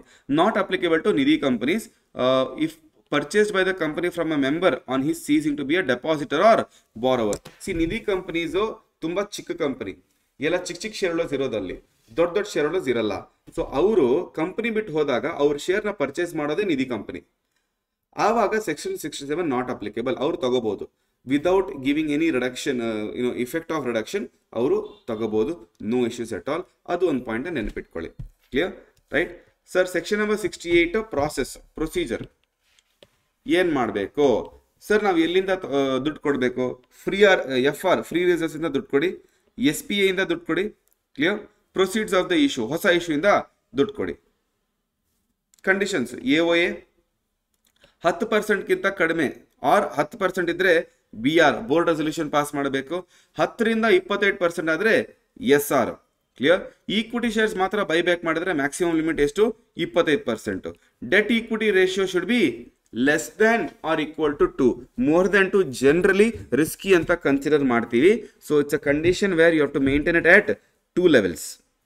Then fully paid up ಇರಬೇಕು. 2 ಬೈಬ್ಯಾಕ್ ಮಧ್ಯ 1 ವರ್ಷ ಗ್ಯಾಪ್ ಇರಬೇಕು. ಲಿಸ್ಟೆಡ್ ಕಂಪನಿ ಆದರೆ ಸೆಬಿ, ಅನ್ಲಿಸ್ಟೆಡ್ ಆದರೆ CG ಪ್ರಿಸ್ಕ್ರೈಬ್ಡ್ ರೂಲ್ಸು. ಕ್ಲಿಯರಾ? Time limit still the same, 1 ವರ್ಷ, ದಟ್ ಇಸ್ 12 months. ಕ್ಲಿಯರ್? ಇದು ನಿಮ್ಮದು procedure. Form SHA2, you have to file. Then validity of offer shall be 15 to 30 days. If unanimously agreed, can be less than 15 days. Right shares ಬಗ್ಗೆ ಮಾತಾಡ್ತಾ ಇದ್ದಾರೆ ಇವರು, same. Clear? If shares offered are more than shares required, then pro rata, proportionate basis. Clear? ಯಾರಿಂದ ತಗೋಬಹುದು sir? Existing share holders ಇಂದ ತಗೋಬಹುದು, open market ಇಂದ ತಗೋಬಹುದು. Purchasing the securities issue to employees of the company ESOP under ಅಲ್ಲಿ ಕೊಟ್ಟರೆ ಆ employees ಇಂದನೂ ನಾವು ತಗೋಬಹುದು. ಸಾಲ್ವೆನ್ಸಿ ಡಿಕ್ಲರೇಷನ್ನ ಫೈಲ್ ಮಾಡಬೇಕು. ಸಾಲ್ವೆನ್ಸಿ ಡಿಕ್ಲರೇಷನ್ ಅಂದರೆ ಏನು ಸರ್? ಸಾಲ್ವೆನ್ಸಿ ಡಿಕ್ಲರೇಷನ್ ಹೇಳೋದು ಒಂದೇ ಒಂದು, ಸರ್ ನಾನು ಬೈಬ್ಯಾಕ್ ಮಾಡಬೇಕಿದ್ರೆ ದುಡ್ಡು ಕೊಡಬೇಕು. ಸಾಲ್ವೆನ್ಸಿ ಡಿಕ್ಲರೇಷನ್ ಏನು ಹೇಳುತ್ತೆ ಅಂತ ಹೇಳಿದ್ರೆ, ಈ ಬೈಬ್ಯಾಕ್ ಮಾಡಿದ ಮೇಲೂ ನನ್ನ ಲಯಬಿಲಿಟೀಸ್ ಪೇ ಮಾಡೋದಕ್ಕೆ ನನ್ನ ಹತ್ರ ದುಡ್ಡು ಇರುತ್ತೆ, ಬೈಬ್ಯಾಕ್ ಮಾಡಿದ ಮೇಲೂ ನನ್ನ ಹತ್ರ ದುಡ್ಡು ಇರುತ್ತೆ ಅಂಥೇಳಿ ನೀವು ಆ ಡಿಕ್ಲರೇಷನಲ್ಲಿ ಫೈಲ್ ಮಾಡಬೇಕು. ಅದಕ್ಕೆ solvency. Solvent, I am not an insolvent and I am able to pay my money. Clear?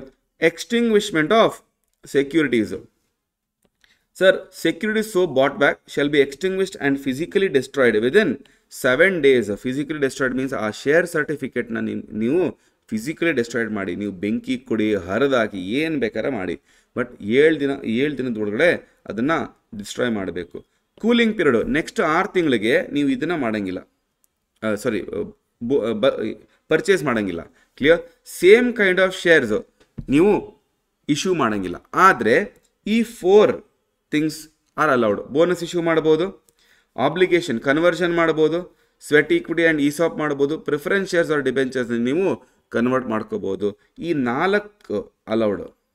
ಇದು ಬಿಟ್ಟು ಬೇರೆ ಇಶ್ಯೂ ಮಾಡೋಂಗಿಲ್ಲ. ಕ್ಲಿಯರ್? ಬೇರೆ ಇಶ್ಯೂ ಮಾಡೋಂಗಿಲ್ಲ.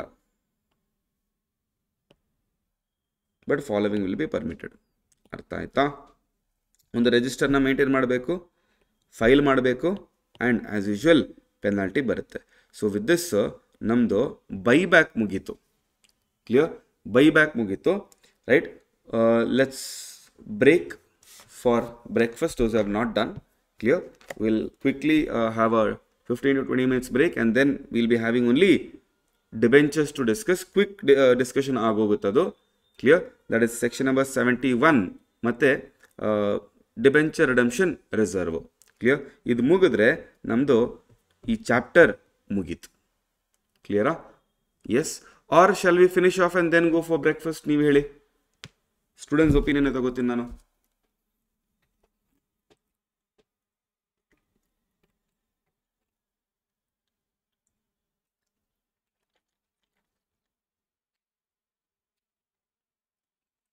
ಫಿನಿಶ್ ಆಫ್ ಮಾಡೋಣ, ಬೆಸ್ಟ್ ಅಲ್ವಾ?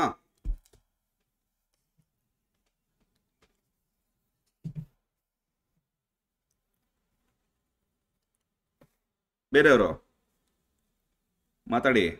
ಓಕೆ, ಫಿನಿಶ್ ಮಾಡೋಣ, best.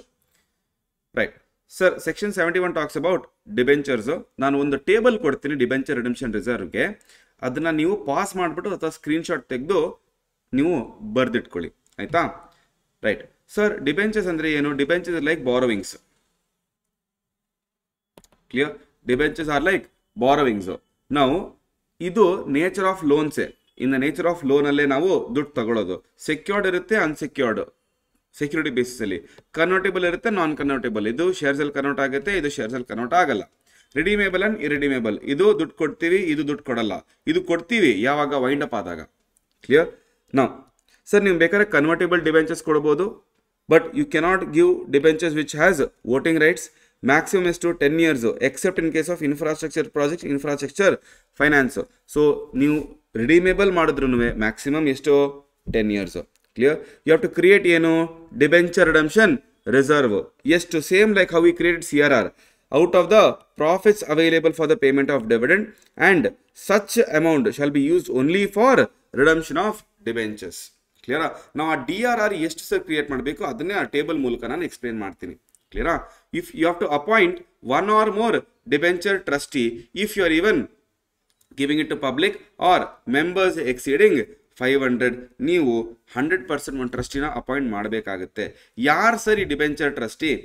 Who can't be debenture trustee. Okay, who cannot be a debenture trustee. Beneficiary ಆಗಕ್ಕಾಗಲ್ಲ. Promoter, director, KMP, any other officer, you cannot be a debenture trustee. Relative ಅವ್ರದ್ದು ಆಗಲ್ಲ. Beneficiary entitled to money which are paid by the company otherwise on as remuneration. ಬೇರೆ ಏನಾದರೂ fees ಸಿಗ್ತಾ ಇದೆ ನಿಮಗೆ ಕಂಪನಿಯಿಂದ, ನೀವು ಟ್ರಸ್ಟಿ ಆಗಕ್ಕಾಗಲ್ಲ. Who is indebted to the company, guarantee ಕೊಟ್ಟಿದ್ದಾರೆ. Pecuniary relationship, ಪೆಕ್ಯೂನರಿ means monetary, financial.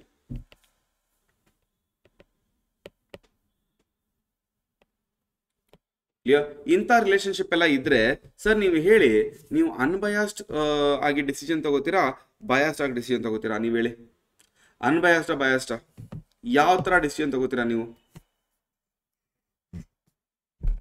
ಯಾವ ತರ ಡಿಸಿಷನ್ ತಗೋತೀರಾ? Biased or unbiased?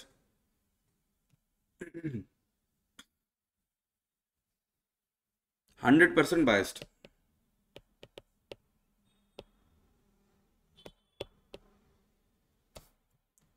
I getting my point? 100% biased. ಅದಕ್ಕಾಗಿ ಇಂಥವ್ರು ಸರ್ ವೆರಿ ಇಂಪಾರ್ಟೆಂಟ್, ಇದು ವೆರಿ ಇಂಪಾರ್ಟೆಂಟ್. ಕ್ಲಿಯರಾ? Trust deed in form number SS12 ಕೊಡ್ಬೇಕು ನೀವು, ಆಯ್ತಾ? ಇದೆಲ್ಲ ಓದ್ಕೊಳ್ಳಿ, ತೊಂದರೆ ಇಲ್ಲ, not a big deal here. What is the responsibilities of debenture trustee? Basically ಎಲ್ಲ ನೀವು ಓದಿದ್ರೆ it is only telling one thing, debenture holders ಬಗ್ಗೆ ನೀವು ಆಲೋಚನೆ ಮಾಡಿ ಅವ್ರಿಗೆ ಏನು ಒಳ್ಳೇದು ಅದನ್ನ ಮನಸ್ಸಲ್ಲಿ ಇಟ್ಕೊಂಡು ನೀವು ಡಿಸಿಷನ್ ತಗೋಬೇಕು. ನಿಮ್ಮ ಪರ್ಸನಲ್ ಡಿಸಿಷನ್ಸ್ನ ತಗೋಬಾರ್ದು. ಕ್ಲಿಯರಾ? ಎಸ್ ಸರ್, ಡಿಬೆಂಚರ್ ಟ್ರಸ್ಟಿ ನೀವು ರಿಮೂವ್ ಮಾಡ್ಬೋದು ಅವ್ರನ್ನ ಯಾವಾಗ? Before the expiry of the term only it is approved by the holders of not less on 3/4 in value. 75% of the value ಯಾರ್ಯಾರು ಹೋಲ್ಡ್ ಮಾಡ್ತಿದ್ದಾರೆ ಅವರು ಎಸ್ ಅಂತ ಹೇಳಿದ್ರೆ ನೀವು ಟ್ರಸ್ಟಿನ ರಿಮೂವ್ ಮಾಡ್ಕೋಬಹುದು. ಆ casual vacancy audit and auditors ಚಾಪ್ಟರ್ಸಲ್ಲಿ ನಾವು ನೋಡಿದ್ದೀವಿ. Casual vacancy can be filled by the board. ಏನು ಅದು ಕ್ಯಾಶುವಲ್ ವೇಕೆನ್ಸಿ ಎಲ್ಲ ಅಲ್ಲೇ ಆಲ್ರೆಡಿ ಎಕ್ಸ್ಪ್ಲೇನ್ ಮಾಡಿದ್ದೀನಿ. ಕ್ಲಿಯರ್? ಅರ್ಥ ಆಗಿಲ್ಲ ಅಂತ ಹೇಳಿದ್ರೆ ಕ್ಯಾಶುವಲ್ ವೇಕೆನ್ಸಿ ಇಲ್ಲಿ ಅರ್ಥ ಆಗ್ತಾ ಇಲ್ಲ ಸರ್, ಆಡಿಟ್ ಆ್ಯಂಡ್ ಆಡಿಟರ್ಸ್ ವಿಡಿಯೋಗೆ ಹೋಗಿ ಅಲ್ಲಿ ಏನದು ಕ್ಯಾಶುವಲ್ ವೇಕೆನ್ಸಿ ಅಂತೇಳಿ ಆಲ್ರೆಡಿ ಎಕ್ಸ್ಪ್ಲೇನ್ ಮಾಡಿದ್ದೀನಿ ನಾನು. ಕ್ಲಿಯರಾ? ಅದು ಬೋರ್ಡ್ ಆಫ್ ಡೈರೆಕ್ಟರ್ಸ್ ಫಿಲ್ ಮಾಡಬೇಕು. If it is due to resignation majority of the debenture holder shall be required. ಯಾಕೆ? Resignation is not an easy case. ನೀವು what if you have threatened ನಿಮ್ಮ course ಮಾಡಿದ್ರೆ ಅವನಿಗೆ ರೆಸಿಗ್ನೇಷನ್ ಕೊಡೋದಕ್ಕೆ. Clear? Then liability shall be subject to such exemption. Trustee liability exempt ಮಾಡ್ಬೋದು. Clear?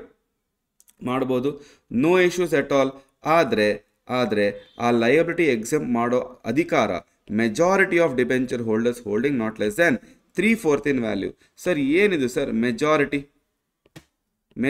Imagine 1 lakh was a number of debenture holders. ಎಲ್ಲರ ಹತ್ರ ಒಂದೊಂದು share holder debenture ಇರುತ್ತೆ of ₹10 each.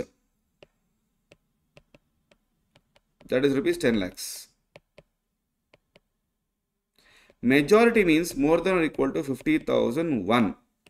3/4 ಇದರದ್ದು is equal to 7,50,000. ಸೊ ಇಷ್ಟು ಜನ minimum ಇಷ್ಟು hold ಮಾಡಿರಬೇಕು, ಆವಾಗ ಮಾತ್ರ ನಾನು ಅವರನ್ನ ಲಯಬಿಲಿಟಿಯಿಂದ ಎಕ್ಸಮ್ಟ್ ಮಾಡಬಹುದು. ಕ್ಲಿಯರಾ? ಎಸ್ಸಾ? ಹಾಂ ಸರ್, ಟ್ರೈಬ್ಯುನಲ್ ಹತ್ರ ಹೋಗ್ಬೋದು ನೀವೊಂದು ಪೆಟಿಷನ್ ಇಟ್ಕೊಂಡು. ಆದರೆ ಟ್ರಸ್ಟಿ ಹೇಳಬೇಕು ಅವ್ರ ಹತ್ರ ಎಸೆಟ್ಸ್ ಇಲ್ಲ ಅಥವಾ ಇರೋ ಎಸೆಟ್ಸು ಇನ್ಸಫಿಷಿಯೆಂಟ್ ಆಗಿರುತ್ತೆ.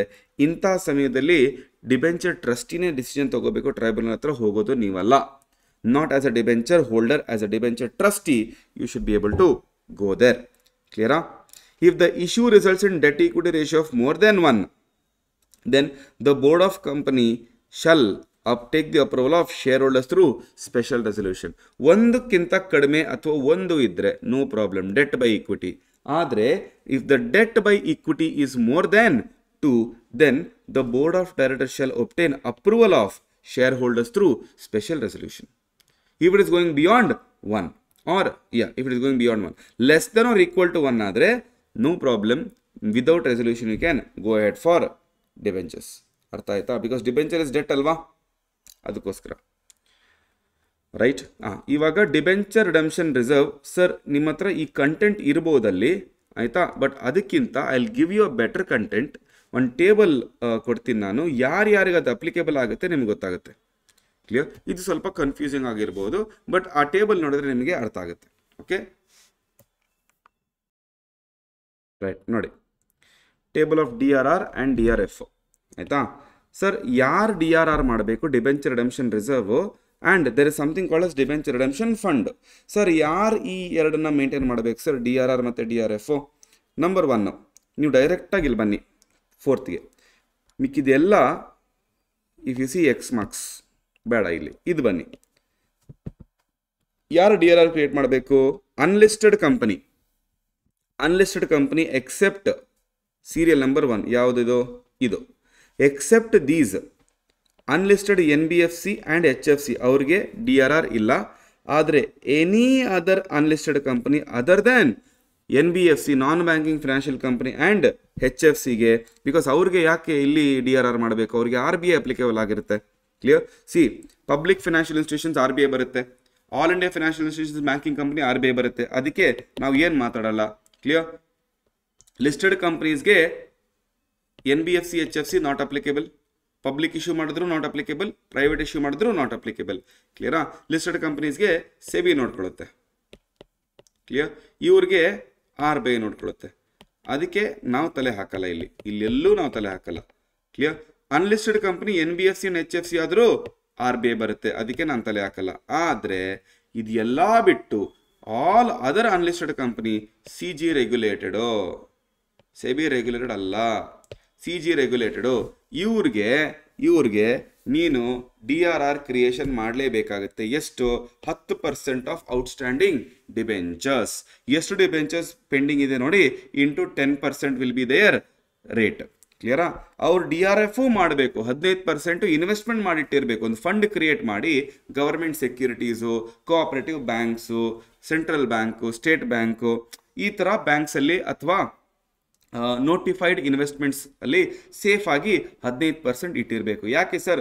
ಈ 10% and 15% will save the interest ಅಂತ ಹೇಳಿದ್ರೆ ಬಡ್ಡಿ ಅಲ್ಲ, ಅವ್ರ life, debenture holders life. Sir ಅವರು ನಂಬಿ ನಿಮಗೆ ದುಡ್ಡು ಕೊಡ್ತಾ ಇದ್ದಾರೆ, ನೀವು ವಾಪಸ್ ಕೊಟ್ಟಿಲ್ಲ ಅಂತ ಹೇಳಿದ್ರೆ, ಅದಕ್ಕೆ DRR ಮತ್ತು DRF ಕ್ರಿಯೇಟ್ ಮಾಡಿ. ಎಟ್ the end of the period ನೀವು ಈ ದುಡ್ಡನ್ನ ನಿಮ್ಮ ಹತ್ರ ಇಲ್ಲ ಅಂತ ಹೇಳಿದ್ರೆ ಅವ್ರಿಗೆ ಕೊಡ್ಬೋದು. ನಿಮ್ಮ ಹತ್ರ ದುಡ್ಡಿದೆ ಪೇಮೆಂಟ್ ಮಾಡೋದಕ್ಕೆ, ಈ 10% ಆ್ಯಂಡ್ 15% ಅವಶ್ಯಕತೆ ಬರಲ್ಲ. ಸೊ ಈ ದುಡ್ಡನ್ನ ನೀವು 10% ಆ್ಯಂಡ್ 15%, 10% ಆ್ಯಂಡ್ 15% ಇದೆಯಲ್ಲ, ಅದನ್ನು ನೀವು ಬೇಕಾದ್ರೆ ವಾಪಸ್ ಮತ್ತೆ ಜನರಲ್ ರಿಸರ್ವ್ಗೆ ಟ್ರಾನ್ಸ್ಫರ್ ಮಾಡ್ಬೋದು, ಪರವಾಗಿಲ್ಲ. Clear? So at the end ನಿಮ್ಗೆ ಇಲ್ಲಿದೆ ನೋಡಿ, ಲಿಸ್ಟೆಡ್ ಕಂಪನಿ ಆದರೆ DRR ಇಲ್ಲ, DRF ಪಬ್ಲಿಕ್ ಇಶ್ಯೂ ಮಾತ್ರ, 15% DRF ಪಬ್ಲಿಕ್ ಇಶ್ಯೂ ಮಾತ್ರ. ಆದರೆ unlisted company, unlisted NBFC and HFCಗೆ ಏನಿಲ್ಲ. ಎನಿ ಅದರ್ ಕಂಪನಿಗೆ 10% DRR ಆ್ಯಂಡ್ 15% DRF. ಅರ್ಥ ಆಗ್ತಾ ಇದೆಯಾ? Okay, this is a table for your DRR and DRF, debenture redemption reserve and debenture redemption fund. ಕ್ಲಿಯರಾ? ಎಸ್. ಬಟ್ ಯಾವಾಗ ಮಾಡ್ಬೇಕು ಸರ್ ಇದನ್ನ? ಈ debenture redemption reserve, debenture redemption fund, debenture redemption reserve ಯಾವಾಗ ಮಾಡಬೇಕು? 31st day. See company to deposit not less than 15% of amount of the debentures maturing during the year ending on 31st March of next year. ಈ ಥರ securities ಅಲ್ಲಿ invest ಮಾಡಿರಬೇಕು. ಯಾವುದು? Nothing but what we are talking is debenture redemption fund. Clear? Debenture redemption fund DRF 15% ಇದೆಯಲ್ಲ, ಅದನ್ನ ನೀವು 15% of ಯಾವ debentures 31st March next ಇಯರ್ದು, ಈ ಫಿನಾನ್ಷಿಯಲ್ ಇಯರ್ ಅಲ್ಲ, ನೆಕ್ಸ್ಟ್ ಫಿನಾನ್ಷಿಯಲ್ ಇಯರ್ ಅಲ್ಲಿ 1 ವರ್ಷ ಅಡ್ವಾನ್ಸ್ ಆಗಿ ಯಾವ ಡಿಬೆಂಚರ್ಸ್ ಮೆಚೂರ್ ಆಗುತ್ತೆ ನಿಮಗೆ ಗೊತ್ತಿರುತ್ತೆ. ಕ್ಲಿಯರ್? ಅದರದ್ದು 15% ನೀವು ಏನ್ ಮಾಡಿ, ನೀವು ಇನ್ವೆಸ್ಟ್ಮೆಂಟ್ ಮಾಡಿಲ್ಲಿ. ಕ್ಲಿಯರಾ? ಸೇವ್ ಮಾಡಿ ಇಟ್ಕೊಳ್ಳಿ. ನೆಕ್ಸ್ಟ್ 1 ವರ್ಷದಲ್ಲಿ ಏನಾಗುತ್ತೆ ಗೊತ್ತಿಲ್ಲ, ಇವಾಗಲೇ ನೀವು ರಿಸರ್ವ್ ಮತ್ತೆ ಫಂಡ್ ಕ್ರಿಯೇಟ್ ಮಾಡಿಟ್ರೆ ಏನಾಗುತ್ತೆ, ಮುಂದೆ ಹೆಲ್ಪ್ ಆಗುತ್ತೆ. Right sir? ನಾವು ವೈಂಡಿಂಗ್ ಅಪ್ ಆದ್ರೆ ಇನ್ನೊಂದು ಕಾನ್ಸೆಪ್ಟ್ ಪಾರಿ ಪಾಸು ಕ್ಲಾಸ್. ವೈಂಡಿಂಗ್ ಅಪ್ ಆದ್ರೆ ಏನ್ ಮಾಡೋದು ಸರ್? ಎಲ್ಲಾ ಡಿಬೆಂಚರ್ಸ್ಗೆ ಪ್ರಪೋರ್ಷನೇಟ್ ಪೇಮೆಂಟ್ ಮಾಡಬೇಕಾ ಅಥವಾ ಕ್ರೊನಾಲಜಿಕಲಿ ಮಾಡಬೇಕಾ? ಕ್ಲಿಯರ್? ಲಾಜಿಕ್ ಪ್ರಪೋರ್ಷನೇಟ್ಲಿ ಮಾಡಬೇಕು. ಆ ಪಾರಿ ಪಾಸು ಕ್ಲಾಸ್ ಟರ್ಮ್ಸ್ ಅಲ್ಲಿ ಇದ್ರೆ, ಪಾರಿ ಪಾಸು ಕ್ಲಾಸ್ ಟರ್ಮ್ಸ್ ಅಲ್ಲಿ ಇಲ್ಲ ಅಂತ ಹೇಳಿದ್ರೆ ಯಾರು ಫಸ್ಟ್ ಬಂದ್ಯಾರ ಅವರಿಗೆ ದುಡ್ಡು ಕೊಡೋದು, ಯಾರ್ಯಾರಿಗಿಲ್ಲ ಗೋವಿಂದ ಅಷ್ಟೇ. Clear? This is your pari passu clause. With this, chapter number 4, share capital and debentures revision, illi ಮುಕ್ತಾಯವಾಗುತ್ತೆ. With that what ever revision we had targeted from the students perspective, ಅವ್ರು ಯಾವ್ದ್ಯಾವ ಚಾಪ್ಟರ್ ಜಾಸ್ತಿ ಹೇಳಿದ್ದಾರೆ, chapter 4, chapter 7, chapter 10, audit and auditors, FEMA ಮತ್ತೆ dividend, ಈ 5 topics ನ ಅವ್ರು ಹೇಳಿದ್ರು ಅಂಡ್ ಅದನ್ನ ನಾವು ಮುಗಿಸಿದೀವಿ. ಕ್ಲಿಯರಾ? Yes. So all the very best for you guys for the examination. Clear? I hope ನಿಮಗೆ ಈ ಲಾ ಪೇಪರ್ ಅಲ್ಲಿ ಅಟ್ ಲೀಸ್ಟ್ ನಾವು ಏನ್ ಚಾಪ್ಟರ್ಸ್ ಈ ಸರ್ತಿ ಮಾಡಿದೀವಿ ಆ ಚಾಪ್ಟರ್ ಇಂದ ನಿಮ್ಗೆ ಅರ್ಥ ಆಗಿದೆ, ಆ ಚಾಪ್ಟರ್ ಇಂದ ಈ ಕ್ವಶನ್ಸ್ ಬಂದ್ರೆ ನೀವು ಚೆನ್ನಾಗಿ ಮಾಡ್ತೀರಾ ಅಂತ ನಂಬಿಕೆ ಇದೆ. ಕ್ಲಿಯರ್? ಈ ಸರ್ತಿ ಮೇ ಬಿ ಸ್ವಲ್ಪ ನಮ್ದು ಲೇಟ್ ಆಯ್ತು revision sessions. Clear? Because it was a last moment plan, ತುಂಬಾ ಸ್ಟೂಡೆಂಟ್ಸ್ಗೆ ಹೆಲ್ಪ್ ಆಗುತ್ತಂತ ನಾವು ಪ್ಲಾನ್ ಮಾಡಿದ್ವಿ. ಕ್ಲಿಯರ್? ಮುಂದಿನ ಸಲ ನಾವು ಬೇಕಾದ್ರೆ ಅಡ್ವಾನ್ಸ್ ಆಗಿ ಪ್ಲಾನ್ ಮಾಡಿ ಇನ್ನೂ ಚೆನ್ನಾಗಿ ಮಾಡೋಣ. ಇದನ್ನ ನಿಮ್ಮ ಫ್ರೆಂಡ್ಸ್ ಜೊತೆ ಶೇರ್ ಮಾಡಿ. ನಿಮಗೆ ಈ ಸಬ್ಜೆಕ್ಟ್ ಚಾರ್ಟ್ ಬುಕ್ ಬೇಕಿದ್ರೆ ಅಥವಾ ಕ್ಲಾಸಸ್ ಬೇಕಿದ್ರೆ learn.aripro.com ಹೋಗಿ ಅಲ್ಲಿ ನಿಮಗೆ ಆಪ್ಷನ್ಸ್ ಇರುತ್ತೆ, ನೋಡ್ಬಿಟ್ಟು ನಿಮಗೆ ಯಾವ್ದು ಕನ್ವೀನಿಯಂಟ್ ಆಗುತ್ತೆ ಅದನ್ನ ಪರ್ಚೇಸ್ ಮಾಡಿ. Clear? Thank you so much. I think I have done my job of conveying the concept really well because it's a huge syllabus. Clear? Syllabus ತುಂಬಾ ಇರುತ್ತೆ, ಬಟ್ ಆದಷ್ಟು ನಾವು ಕನ್ನಡದಲ್ಲಿ, ಕ್ಲಿಯರ್, ಅಚ್ಚ ಕನ್ನಡ ಅಂತ ಹೇಳಕ್ಕಾಗಲ್ಲ, ನಮ್ಮ ಕೈಯಿಂದ ಎಷ್ಟಾಗುತ್ತೆ ಅಷ್ಟನ್ನ ನಾವು ಕನ್ನಡ ಇನ್ಕಲ್ಕೇಟ್ ಮಾಡಿ ಕ್ಲಾಸಲ್ಲಿ ನಾವು ಕಾನ್ಸೆಪ್ಟ್ನ ಡೆಲಿವರ್ ಮಾಡೋದಕ್ಕೆ ನಾವು ನೋಡಿದ್ದೀವಿ. ಕ್ಲಿಯರ್? ನಿಮಗೆ ಇಷ್ಟ ಬಂದರೆ ಪ್ಲೀಸ್ ಲೈಕ್ ಮಾಡಿ, ಕಮೆಂಟ್ ಮಾಡಿ, ಶೇರ್ ಮಾಡಿ ಈ ವಿಡಿಯೋಸ್ನ ನಿಮ್ಮ ಫ್ರೆಂಡ್ಸ್ ಜೊತೆ. And I will see you soon. Final ಅಲ್ಲಿ ಮೀಟ್ ಆಗೋಣ. Thank you so much.